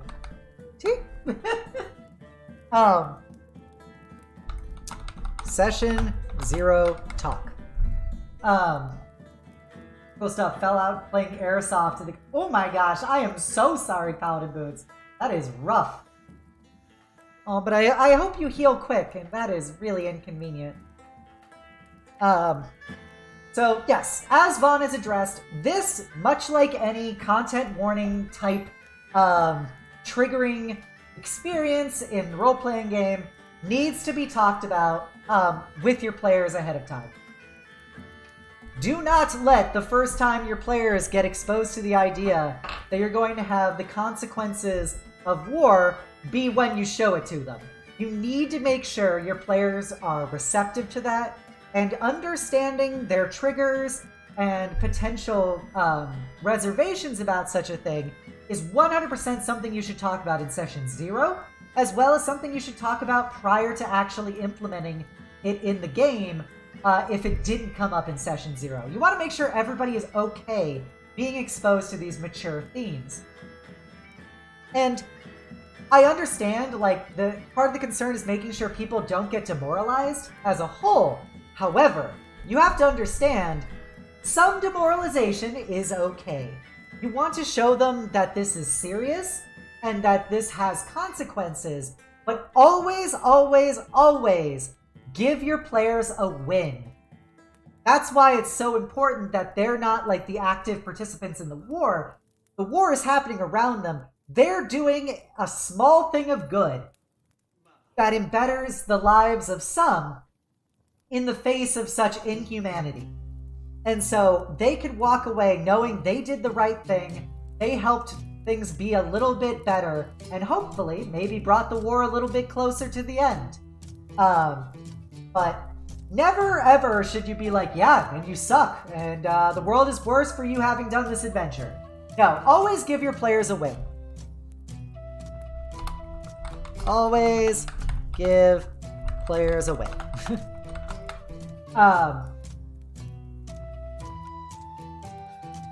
Yeah, always give your players a win for it to make sure that they walk away satisfied. As much fun, like, even in a horror campaign, at the end of the day, the players should win. Like, the players should survive. The players should stop the bad guy monster. The players should be the heroes at the end of it, because, let's go option 3. Players should walk away heroes in some way. Like, assuming, you know, this is of course assuming you're not playing like an evil party or this is a war campaign or anything. You know, your players should walk away the heroes from the given situation that you presented them in. This is something I kind of talked about in my previous stream about campaign design in general. Also, how are you doing, Washboard? I'm sorry I didn't say this more when you started talking. I hope you're having a great night.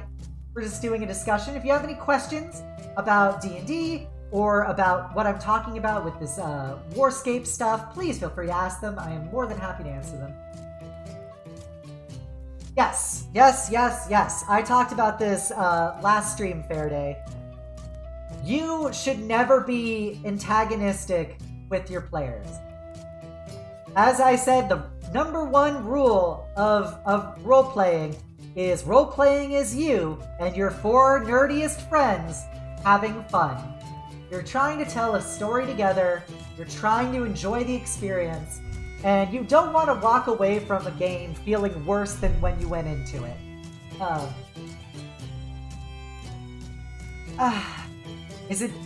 That is a good question, Sickness, and it's a complicated question. Is it bad to have a campaign where the players lose? Yes and no.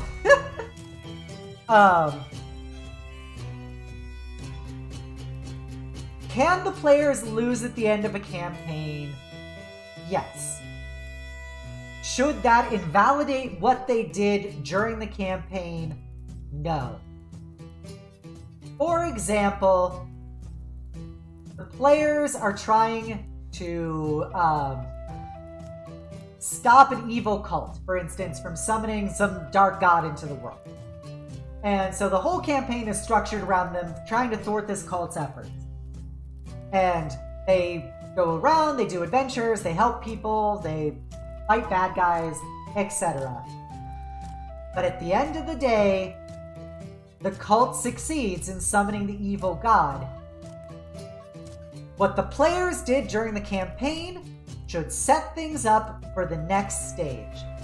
So, never give your party, don't kill your party at the end of a campaign. That is a total bullshit move.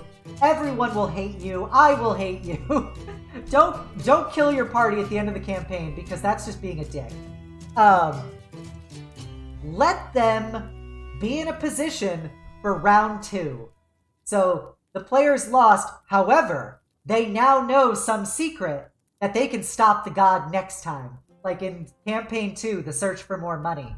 Or because of their actions, they've amassed a group of allies or kingdoms and stuff on their side who can rally to their banner to stop the evil god's forces in the next game.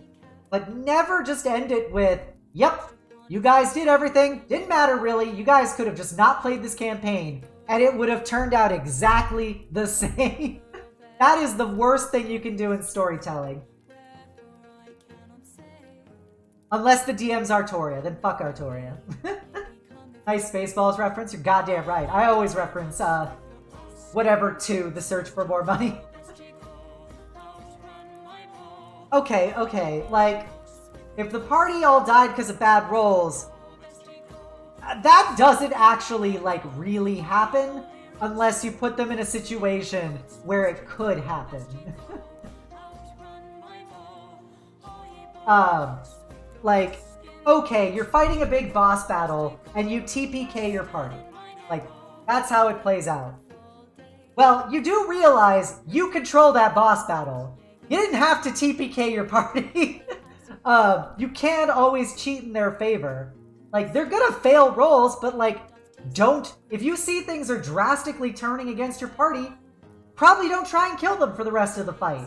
Give them a chance to recover so you can bully them some more, but don't ever wipe them because this was another thing I talked about in my last stream.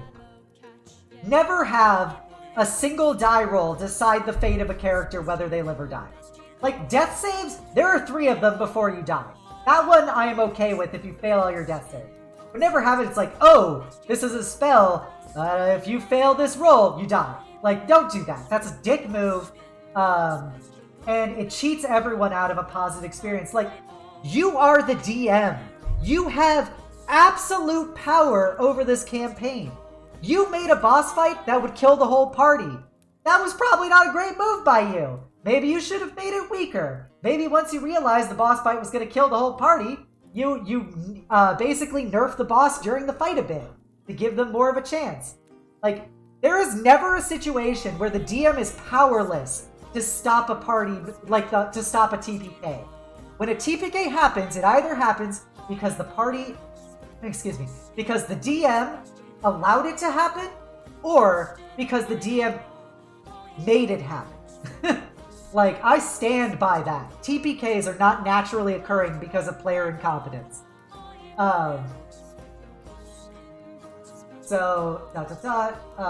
Yes, exactly, Faraday. The players lost, but thanks to their efforts, the summoning was imperfect, giving the next party a better chance to win. Oh, hello, Elisa. Welcome, welcome.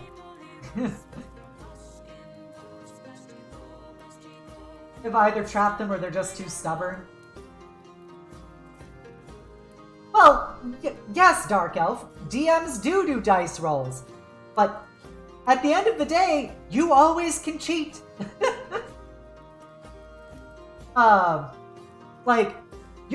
If you, as a DM, purely run your campaign based on whatever dice rolls happen, in my opinion, you're cheating both yourself and your players out of a positive experience.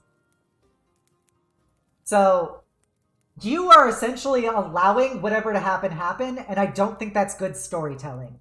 That's not good collaborative storytelling.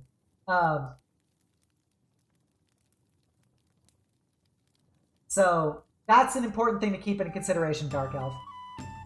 You have the power to not do a die roll. You have the power to not make an attack as powerful as you can.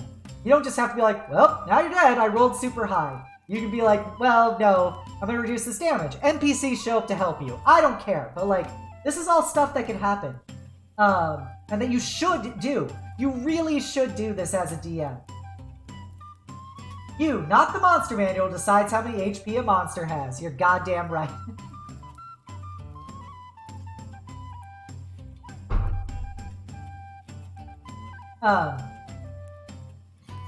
I'd be that player. Had a TPK is when low-level party player decided to poke the demon multiple times.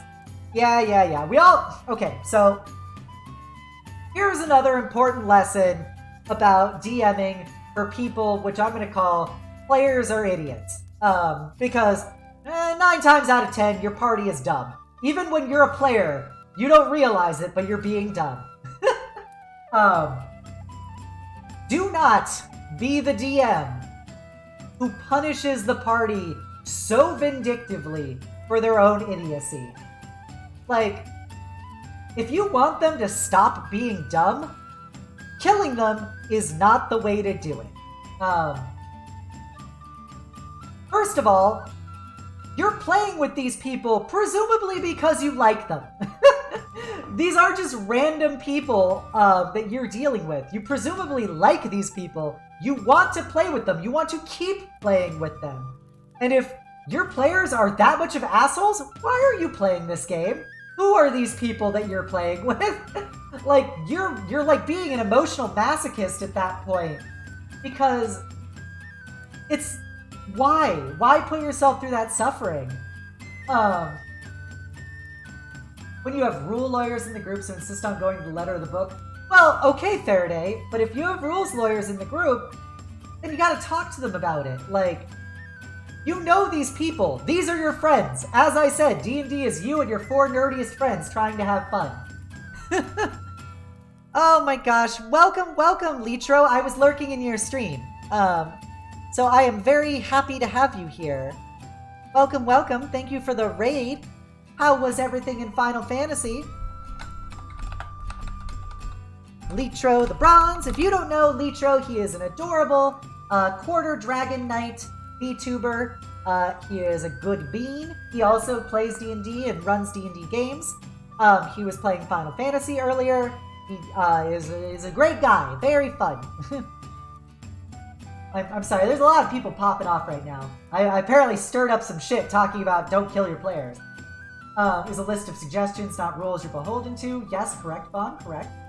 The imperfect summon scenario, the image, gotcha. NJ Chef, I've made very dumb decisions in campaigns before. Hello, I guess Miyumi is now Lindsay. Hello, Lindsay. Welcome. Hello, Ruxy, my favorite Ruxy. Oh my god, I gotta shout out Ruxy. Ruxy is an adorable cyber yokai. She is baby, she is a sweet bean. He is a beautiful artist, a beautiful person, and a beautiful soul. He's been playing Genshin a lot lately, you know, and you know how I love my waifus? And I love my waifus almost as much as I love my Ruxies. Be sure to check her out as well as Litro. Bad D&D is not always better than no D&D. You're goddamn right. Is Final Fantasy II is disliked for a reason. Honestly, can't wait to move on to 3. Other than that, want to be one of the party in that too. Absolutely, Litro. Put me in all of your Final Fantasies. Summon Demon basically is overconfident. Imp calls out the summoner first and ships. But yeah, so you always scream at me, never can enter discreetly, awa awa. I only have one setting and it's loud. Nice animated emotes, Lindsay. Happy to see them. What was I going to say next? I was going to shout out the NY Snark Exchange, which NJ Chef is a part of. Be sure to check them out. They're a great group of face streamers. I know alien at times, isn't it? But they're really great. They've given me a lot of mentorship and support along the way as a streamer myself. And they do all kinds of things from cursed content to podcast to NJ Chef paints 40K models, etc. Mr. True 2 Electric Boogaloo. I had a bunch of level 3 players decide to take on about 30 zombies. They got surrounded and it was about to be a party wipe, but I couldn't kill them in the second game, so an NPC came to save them. Yep, that's totally fine. Like, you don't need to ask people to be in their fantasies, you're already there. I appreciate it, Litro. That's really sweet. Hello, Omni Temmie. Welcome, welcome. I didn't call you Termy this time. So, what was I saying? But yeah, I'm going to add this actually to my notes here, because this is like a very important point. The best way to teach the party a lesson, or for them to stop being dumb, is not to TPK. I'll just make that very clear here. Your goal should be to correct their behavior, not just to be punitive towards them. So if your party is being stubborn, is being overconfident, beat the ever-living fuck out of your party. I have no problem with beating them within an inch of their life if that's what it takes. But do not just kill them because of that. They're not learning at that point, you're just punishing them. It's not like, well, I enjoyed this character, but I was being a cocky prick, so, well, now that character's dead. Good thing I can just make another one and just keep on going on with my life. No. Your goal should be to correct their behavior. You know, you show them that they go into this thing, 30 zombies. They're getting their asses handed to them.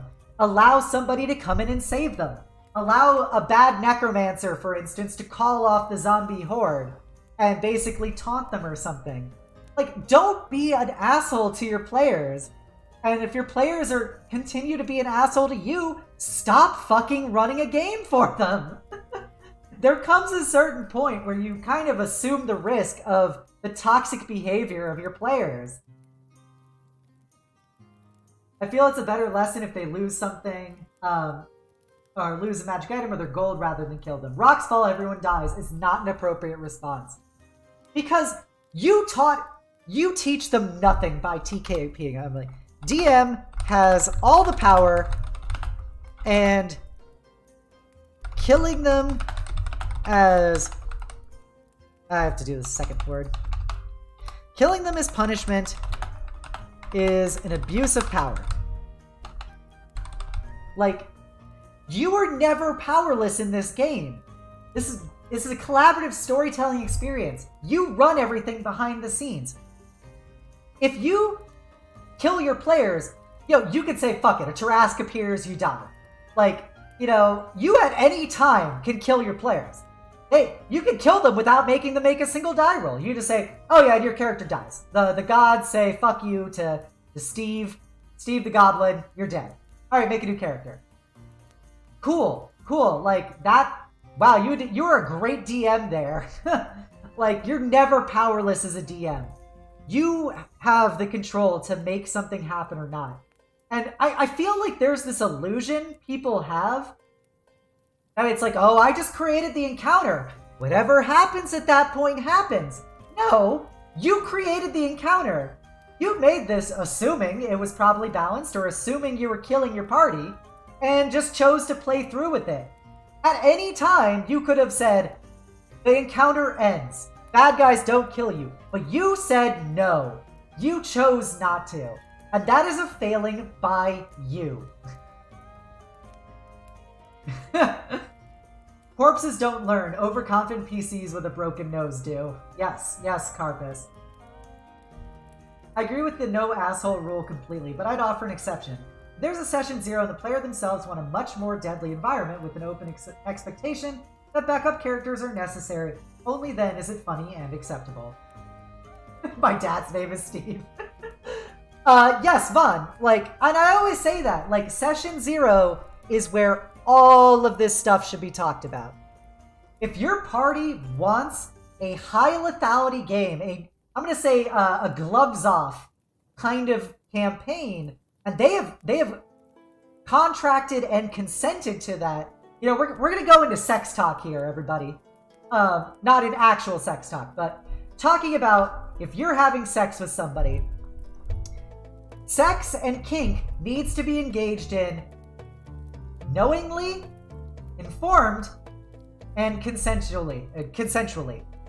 And so you should never be having sex with somebody that those things do not apply to it. They did not agree to do the kind of situation you're involving them in. And just like sex in D&D, you should not be running a campaign that the players did not consent to playing in. If they want to be in a high lethality gloves off kind of game where you don't show that kind of mercy as the DM, then that's what they've agreed to. That's the kind of experience they want. And as long as you're comfortable as a DM doing that, that is what you should be doing. Like, you know, but don't be like, oh, we're playing this, you know, fun and exciting, you know, high fantasy adventure, lots of friendship and kittens, and then you just fucking kill them. Like, they didn't agree to that. That wasn't a part of the deal. I want to lay the dragon DM side, roll for stamina. D&D is like sex. Yes. So, sorry, I gotta breathe. I've just been ranting a lot about bad DMs and bad players. Okay. Does anybody have any other questions about anything I've talked about? But I do think it's important. It blows my mind how many DMs don't feel like they have power in their own game and then choose to actually abuse that power. It's mind-blowing to me. It's just mind-blowing to me. I can cheat all I want. I'm the DM. It's like when I have my Discord and I post things in the wrong channels that I've outlined. I say, fuck it, it's my Discord. I can do whatever I want. What is your question, NASCARlo?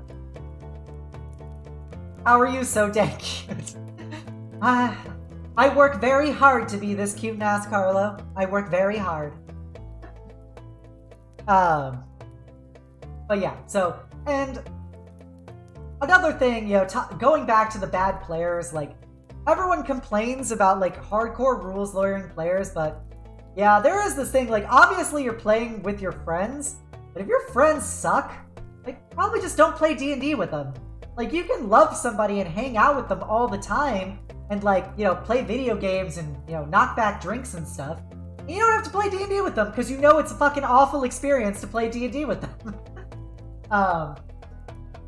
Just because you don't want to share that with them doesn't mean you should put yourself through the suffering of dealing with your friends being awful in a role-playing game that you're just trying to have fun in. There you go.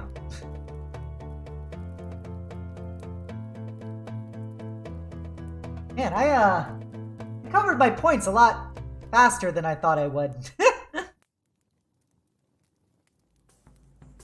But yeah, that's kind of like the big points I wanted to talk about tonight.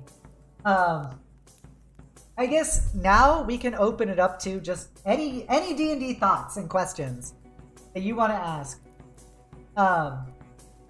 Might ask you if I enjoyed playing with them, but I got sick of changing games every 2 weeks, so I just dropped, even though I lived with 2 of them. Yep, exactly. I get that. I really get that, Faraday.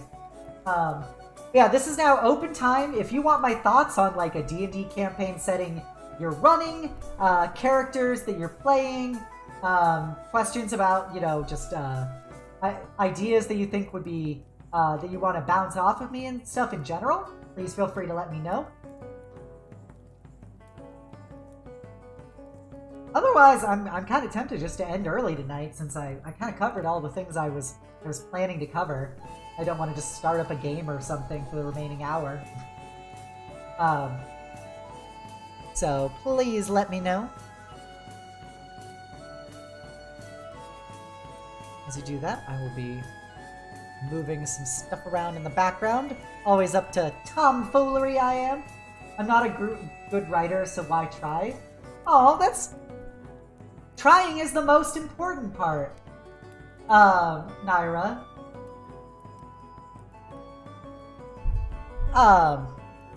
Always try.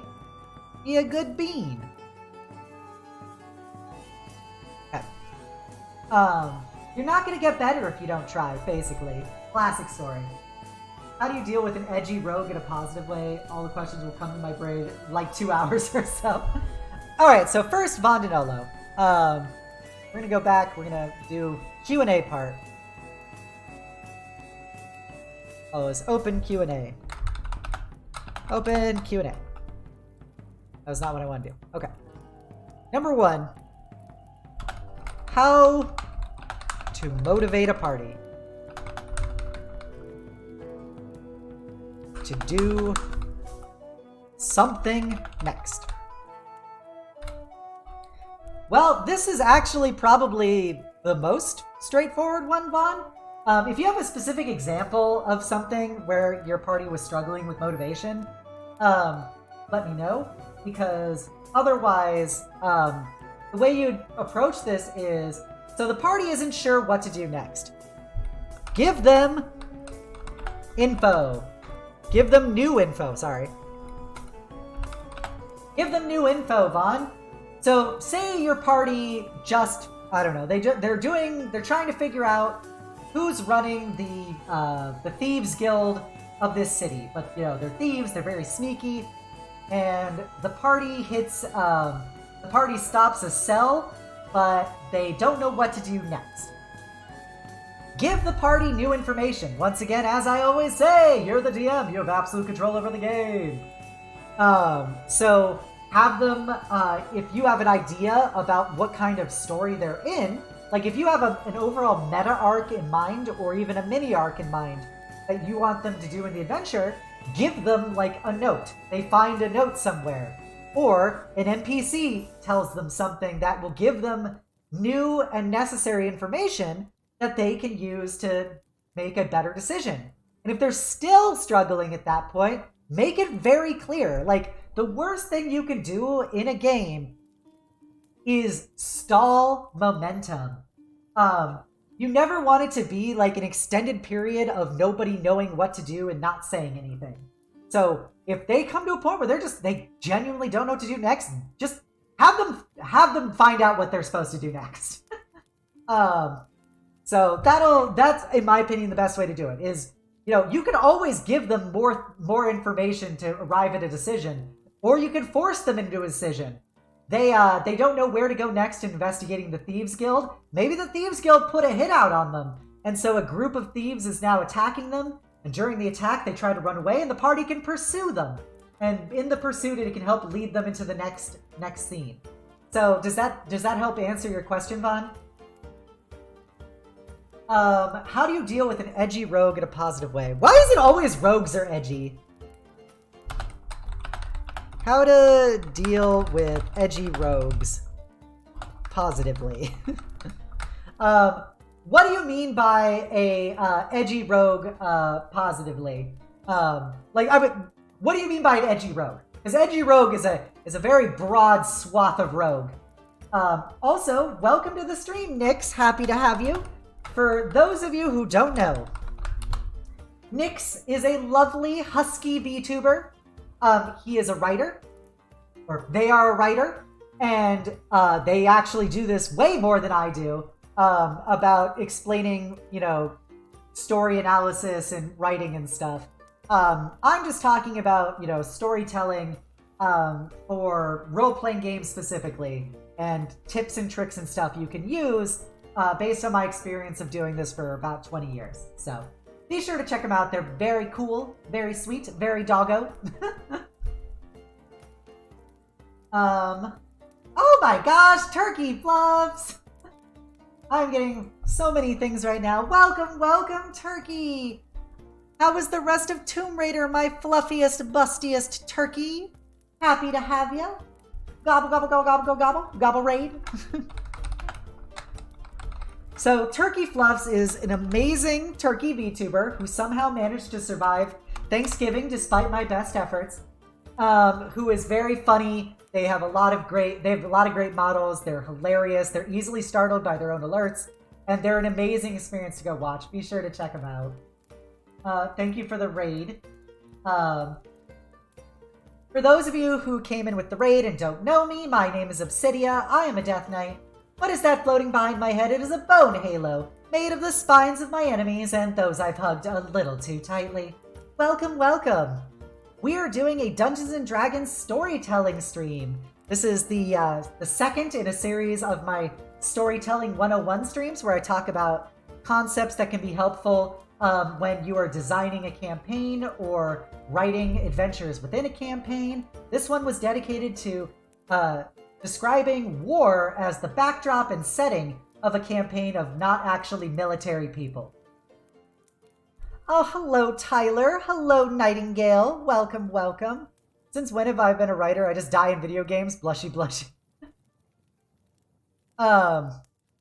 Very sweet, very doggo.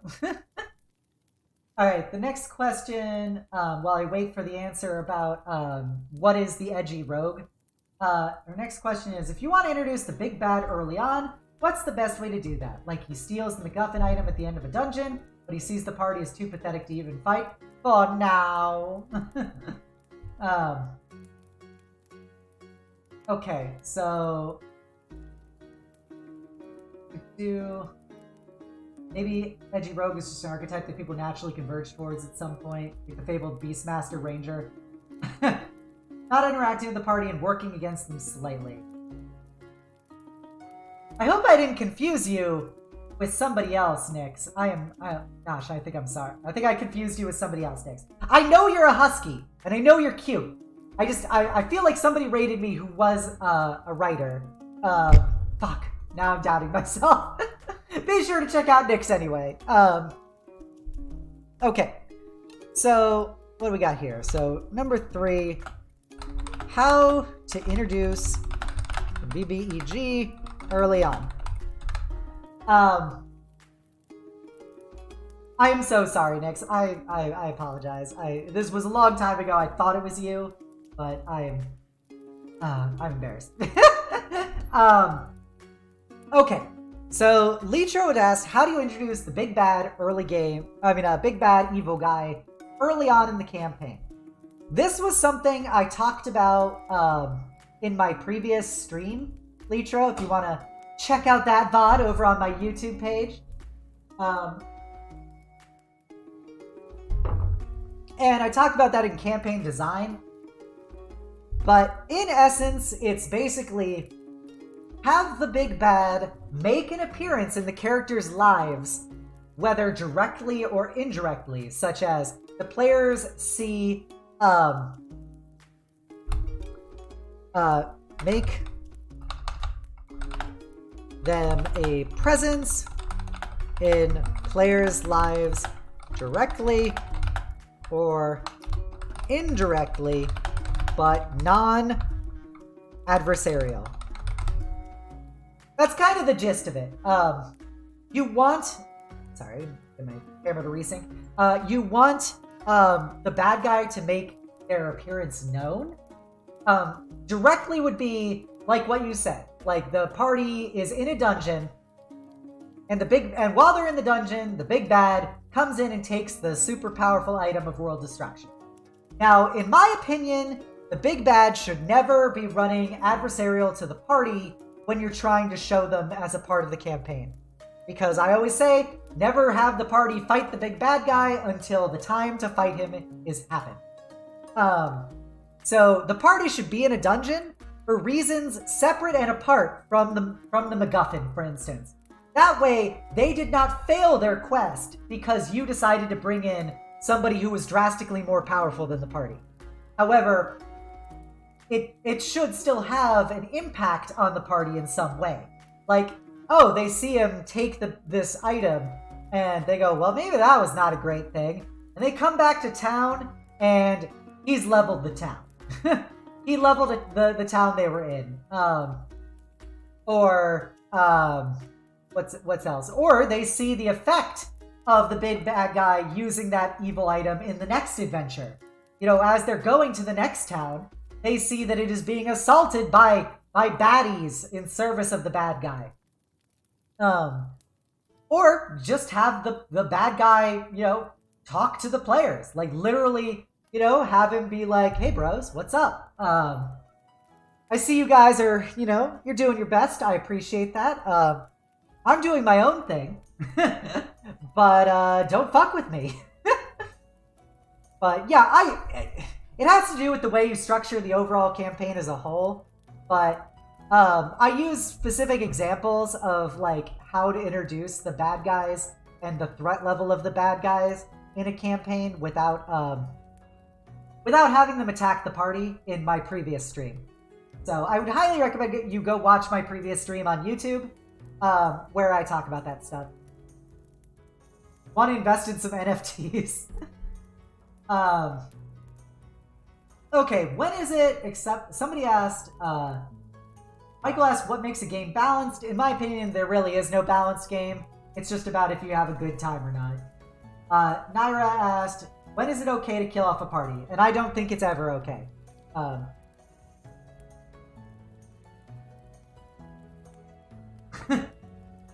don't think it's ever okay to kill off your party. If you're in the mood to wipe your party, just stop playing the game. Just be like, hey guys, I don't want to run this anymore. I could have used this advice on my last campaign. My players did not enjoy what I did. Oof, what did you do, Litra? What went wrong? Was it the NFTs? Starry Moss, would it be okay to ask questions about any type of game, or is this just about like 5e? You can ask about any type of game. I'm not as... I've only played so many systems. I've played D&D, I've played Savage Worlds, I've played Deadlands, I've played the Dark Heresy Extended Universe, like all the Warhammer 40k RPGs, and I've played Manhunter, which is a Palladium game, and I think that's the broad swath of stuff I can remember. So, but a lot of what I'm talking about isn't setting specific. It's mostly just overall ideas for RPGs. It's just, you know, most people come to D&D channels, and so it's easier for me to have this be catered towards D&D rather than catered towards, I don't know, just RPGs in general. Deadlands is better than Savage Worlds. Changed my mind. Ooh. Oh, I actually disagree with you, Faraday. Deadlands was good for specific things that it did in Deadlands, but Savage Worlds was overall a better system. Deadlands Savage Worlds, however, was not a good system. It was the worst of both worlds. Ah, yes, Litro. Ah, yes. You definitely did it the wrong way. I really put this home in my last stream. Do not have your party fight the bad guy when they cannot fight the bad guy. It will only piss people off, and it will give the chance that you kill the party by accident, or B, give the percentage chance somehow that the party kills your bad guy beforehand.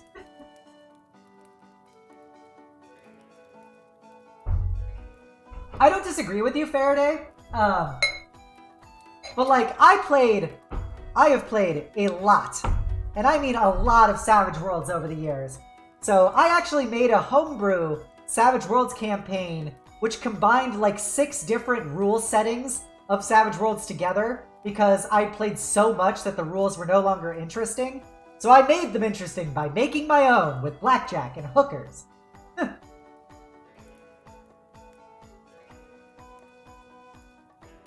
Yes, killing the bad guy before the boss battle should never happen. If it did happen, you fucked up big time. But I think the easiest way to avoid that is just never have your boss fight the party. Always make it so that the party cannot engage him in combat. Metal Gear Solid 3, I'll pretend to have never heard that. Blackjack may not be a joke. Well, yep, that is true. Yeah, I made a setting called League of Extraordinary Rippers, where the basic premise was there's this setting called Rippers, which is basically like Victorian monster slaying campaign. And I combined that with another setting called Accursed, where you played monster people fighting evil witches. And I combined them together with a couple other settings of stuff, and I made it so that you played monster people who were hunting monsters, and you were a party of like monster people in like Victorian Earth. And I made like, so each race of monster basically was a class, so they all had special abilities you could activate so many times per session and stuff. And I am very proud of my campaign that I wrote for that. For my first campaign arc was all based on Arthurian legend, and it was really good. I have not written a campaign that well in a long time. Alistair Nia. One time I put my party in a situation where they could potentially fight a major antagonist early. I made sure to give them plenty of means to resolve the situation with their hides intact. And even so, it wasn't the big bad guy, just an evil lieutenant. Just gotta not shoot your own narrative in the foot. Exactly. Arthurian legend. God damn it, Faraday. But yeah, the party, I've had some ridiculous parties in that game. That would almost, the problem is, I would love to stream that game, because I still have it all saved in Roll20. But the problem with that game is, A, I don't have my notes for it anymore, so I don't actually remember some of the stuff about it, but B, it requires you to be very, very familiar with all kinds of Savage Worlds rules in order to properly, play it. Because it's a lot of, like, really epic MMO-style boss fights, basically. But it was a lot of fun. I'll talk about that campaign another day.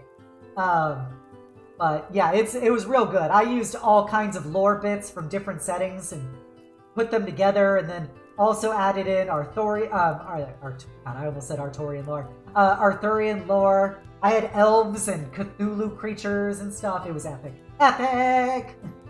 You got to have Excalibur in it too. That was pretty pog, you might say.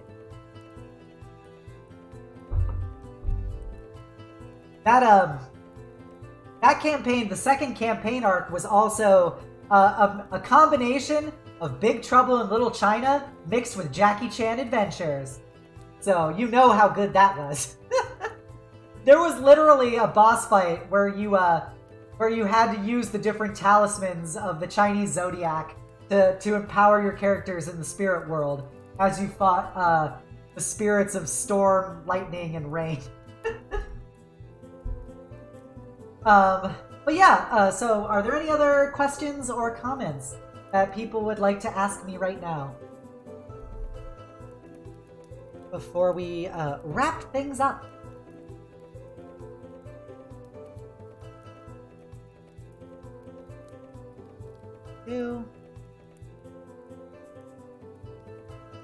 Okay. Stream break or just me? What? Stream broke? Nani? What is my favorite way to start a game? My favorite way to start a game as a DM, I've played so many games at this point over the years that I like to have the players already know each other as characters. I don't like doing the, strangers all introducing themselves, because then you have to force the interaction of making them, side with each other in a world that, to bring the party together and not just allow them to go do their own thing. So I usually have the party know each other. Or, here's better, is I have half the party know half the party. So like in a 4-person party, your character knows one other character in the party before the campaign starts. And I'm a big fan of actually wrapping, what is the link to One True Classy? So I like to have your backstory, your backstory either somewhere throughout it or at the end of it should involve another character in the party. Oh, that's adorable, One True Classy. I appreciate that. That was clever. Welcome to the stream. So, yeah, that way you have characters who already have a pre-existing bond together at that point. And that gives them already an initial investment. Like, you don't have to justify the party. The party can now engage in adventure already. And even if they may not know each other, I force them to work together.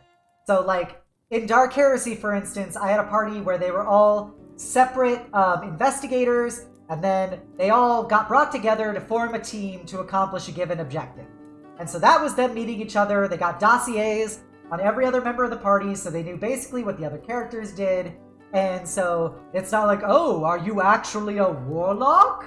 Or are you a wizard? No, it's like, yeah, you know going into this what this person is. But what is something you use to spark internal party interaction? As a player or as a DM, I sometimes find the PCs just get to work, but don't try to learn about each other that much. I will address that in a second as I look through some of these other comments. Fully agree with that. The unspoken risk of letting the PCs get to know each other is that they realize how much they hate each other. Mine was probably when I had Ancient Dragon destroy a city and the party acted as the evacuation team to help the civilians out. Yes, that is actually a very good intro to a campaign, Litro.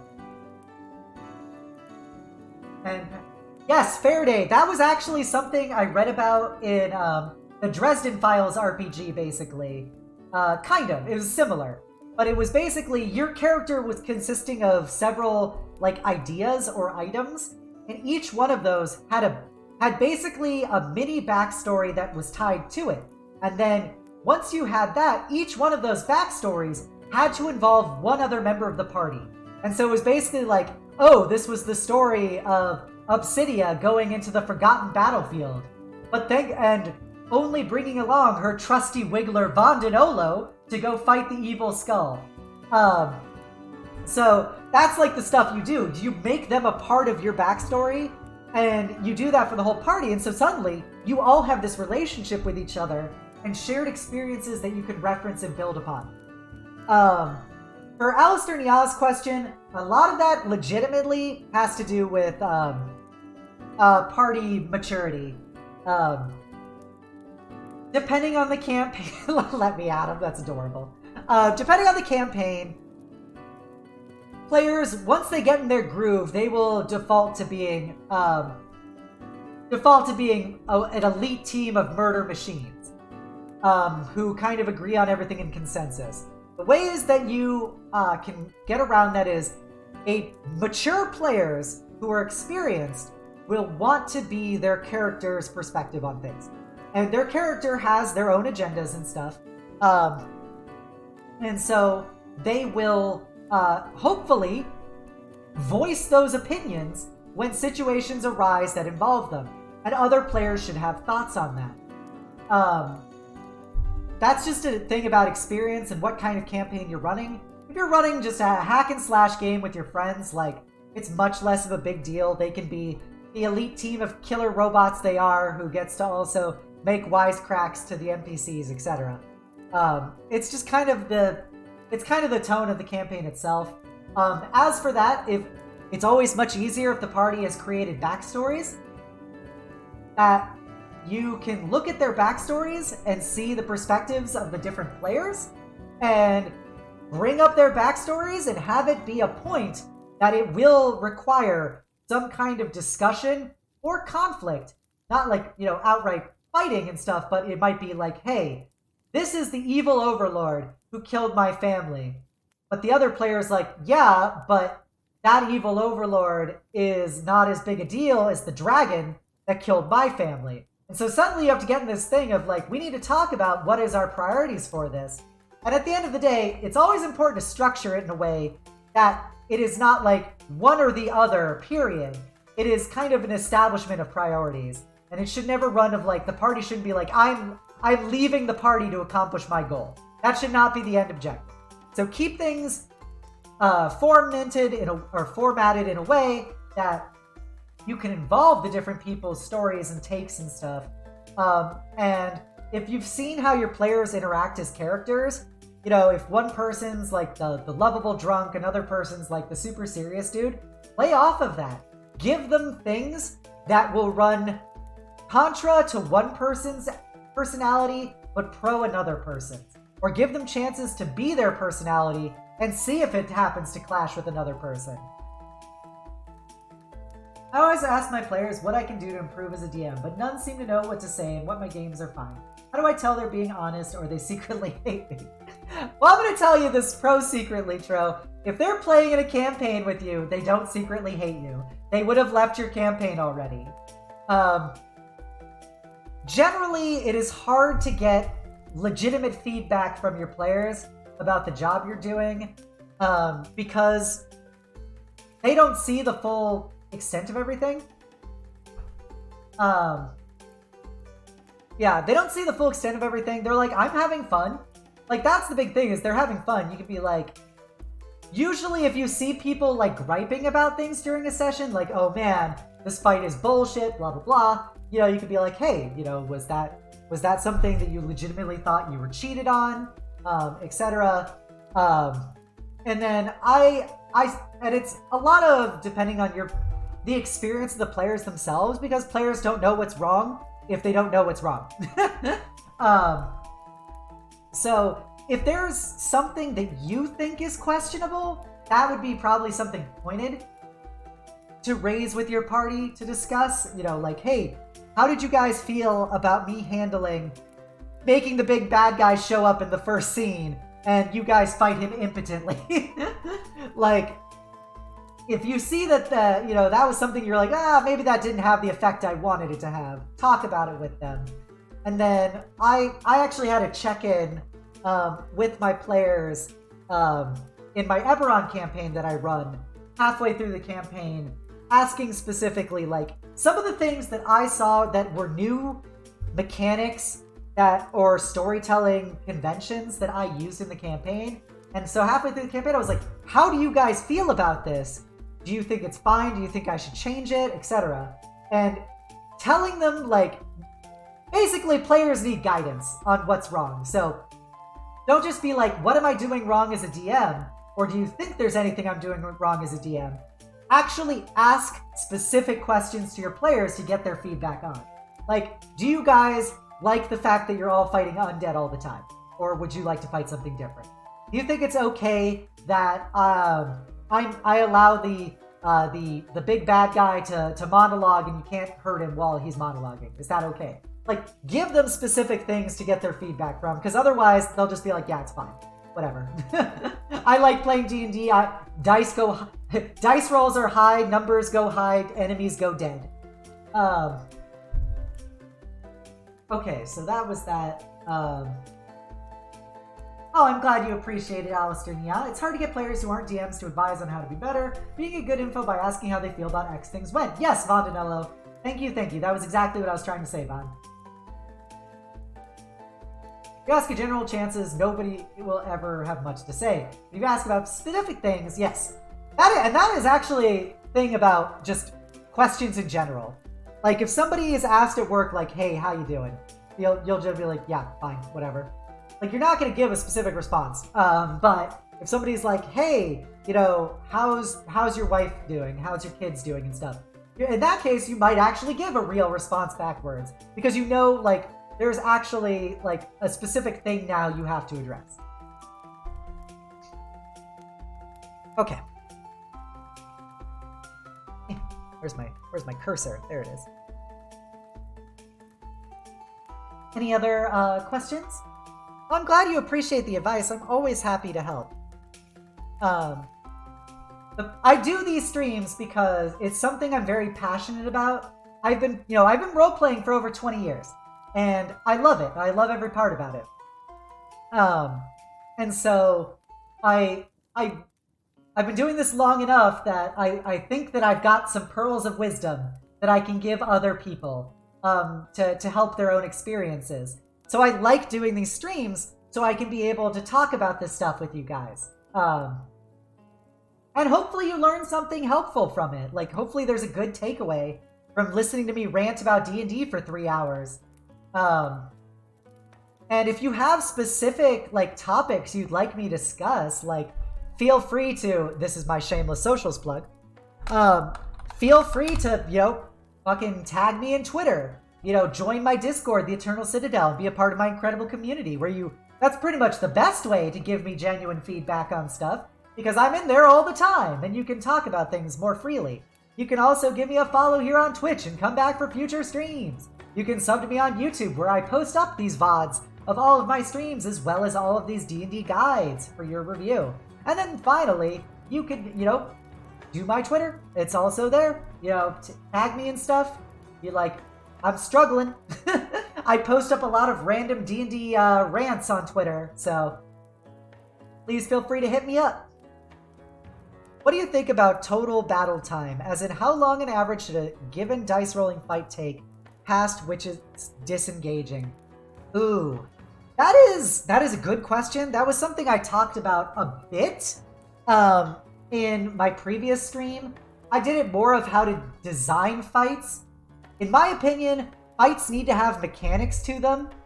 If you want a more complex fight, it shouldn't be you versus a hit point sponge.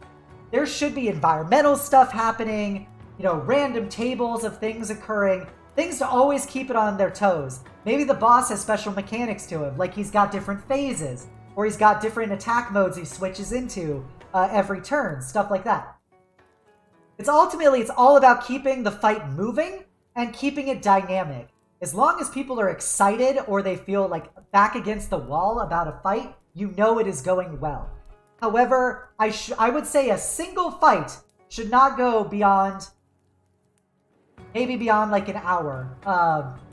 And that's like a very random thing, because like I generally structure my adventures to only have like one big fight per adventure, and maybe one minor fight before that.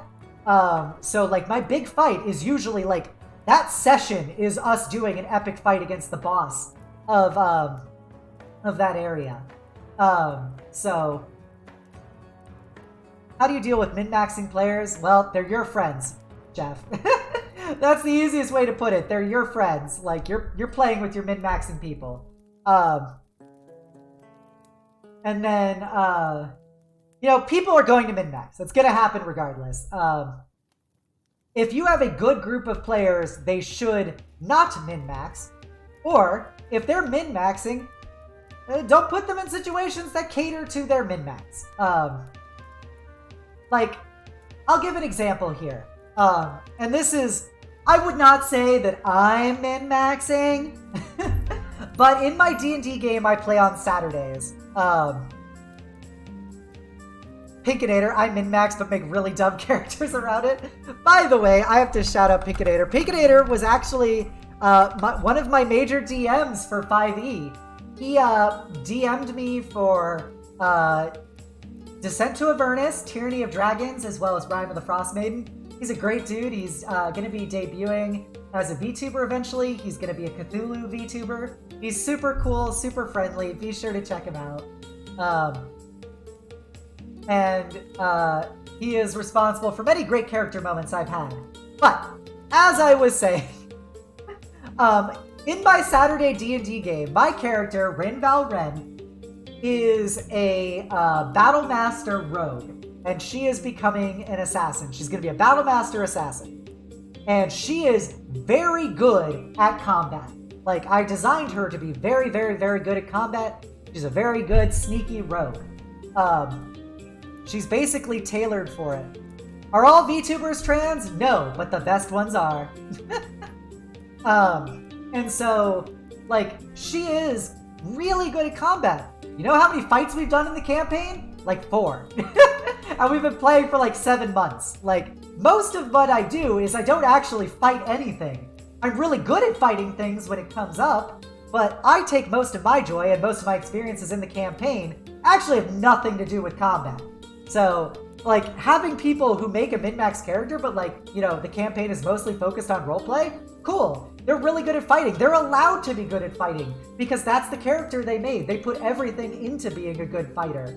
So why needlessly punish them for it? Just make harder fights. Like, they can be able to use all their tips and tricks that they bought. Just make the fight harder. Never use a bow, but don't make a build that breaks the game either. Yes, and Pinkinator made a min-max monk who was solely built around speed. And it was a good thing in concept, but it ultimately didn't work as long as you could get shot.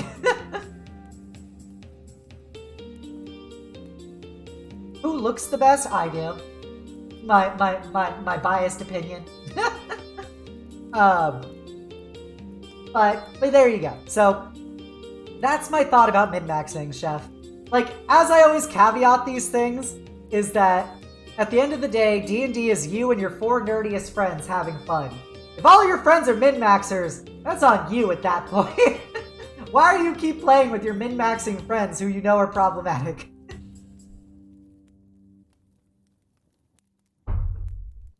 And just to briefly address the thing about that Vaughn said about combat and keeping momentum going for it.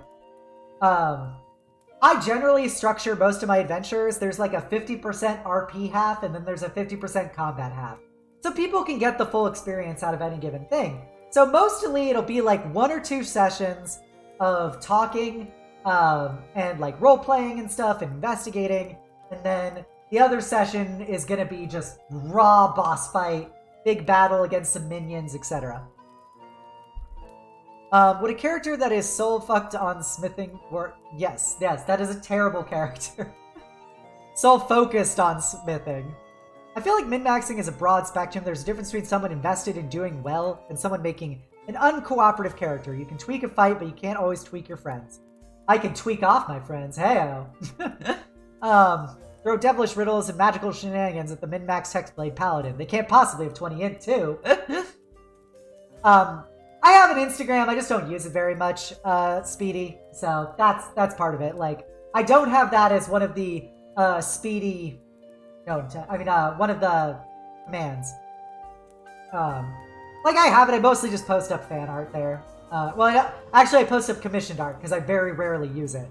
Because I hate the way that Instagram does photo cropping. It drives me insane. So I generally don't use it very often. I've used Twitter as my big, like, posting pictures and comments. I like that GIF, Vaughn. Any other questions? I can take probably 1 or 2 more questions before we hit our 3 hours, so let me know if you have any other questions.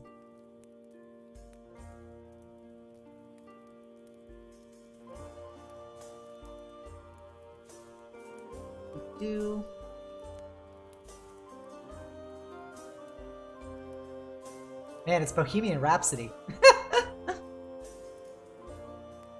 You love to see it.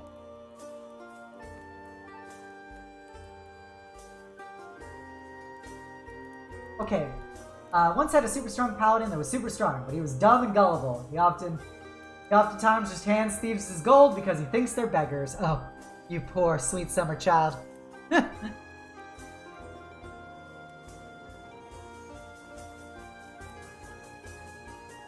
He was not allowed to hold gold after that. Checks out. Alright, well, I guess if nobody has any other questions, let's hop on over to a different part of the throne room. Turn off my body pillow. Here we are. Well, thank you everybody for sticking it out with me tonight. I really appreciate it. I hope you had fun in my discussion about D&D and my general discussion in general. I hope you learned something. I hope you found it helpful. If you have any suggestions of topics you'd like me to talk about in the future, please feel free to let me know. I am more than happy to do more of the storytelling series. I might have to come up with smaller sub-episodes because I've talked about... because a lot of these things are probably less time-consuming than some of the things I've talked about. I wouldn't be who I am without TTRPG. My now legal name came from a Shadowrun character you played. That's hot. You love to see it. Yep. Role-playing games are fun. They're rewarding experiences that can be incredibly enjoyable with your friends. I'm going to do this big Death Knight hug for the road. So get your hugging utensils ready, everyone, because I'm coming in deep. And a 3, and a 2, and a burla. There you go. A big Death Knight hug from me to you. I hope you enjoyed it. Oops, wrong command. I want you all to know that you are all beautiful, valid, and amazing people. I hope you have nearly as much fun watching me as I have getting to talk and spend time with you. And never forget that as long as you're in my stream, you can always be who you are. You can be valid. You are valid. And never forget that the world is better off having you in it. All right, everybody, we are going to do our raid for the night. So if you're a follower, please copy down the call to hugs. If you are a sub, please copy down the knight's message. We are going to raid another fellow knight, Keenan Dark, or Keenan. I'm not sure how to pronounce it. I'm not good at things. They are a fellow knight VTuber who is playing Genshin. So you've spent time with your favorite Death Knight GF waifu. It's time you go to your digital waifus, your gacha waifus. So be sure to give Keenan a big Death Knight hello. They're a good bean, very supportive, very friendly. Let's go send them lots of love. I hope you guys have a great night. We will be back here Friday for Fallout New Vegas, baby. It was rigged from the start. So be sure to come on by at 6:30 p.m. Eastern on Friday, and I look forward to seeing you all again. Bye!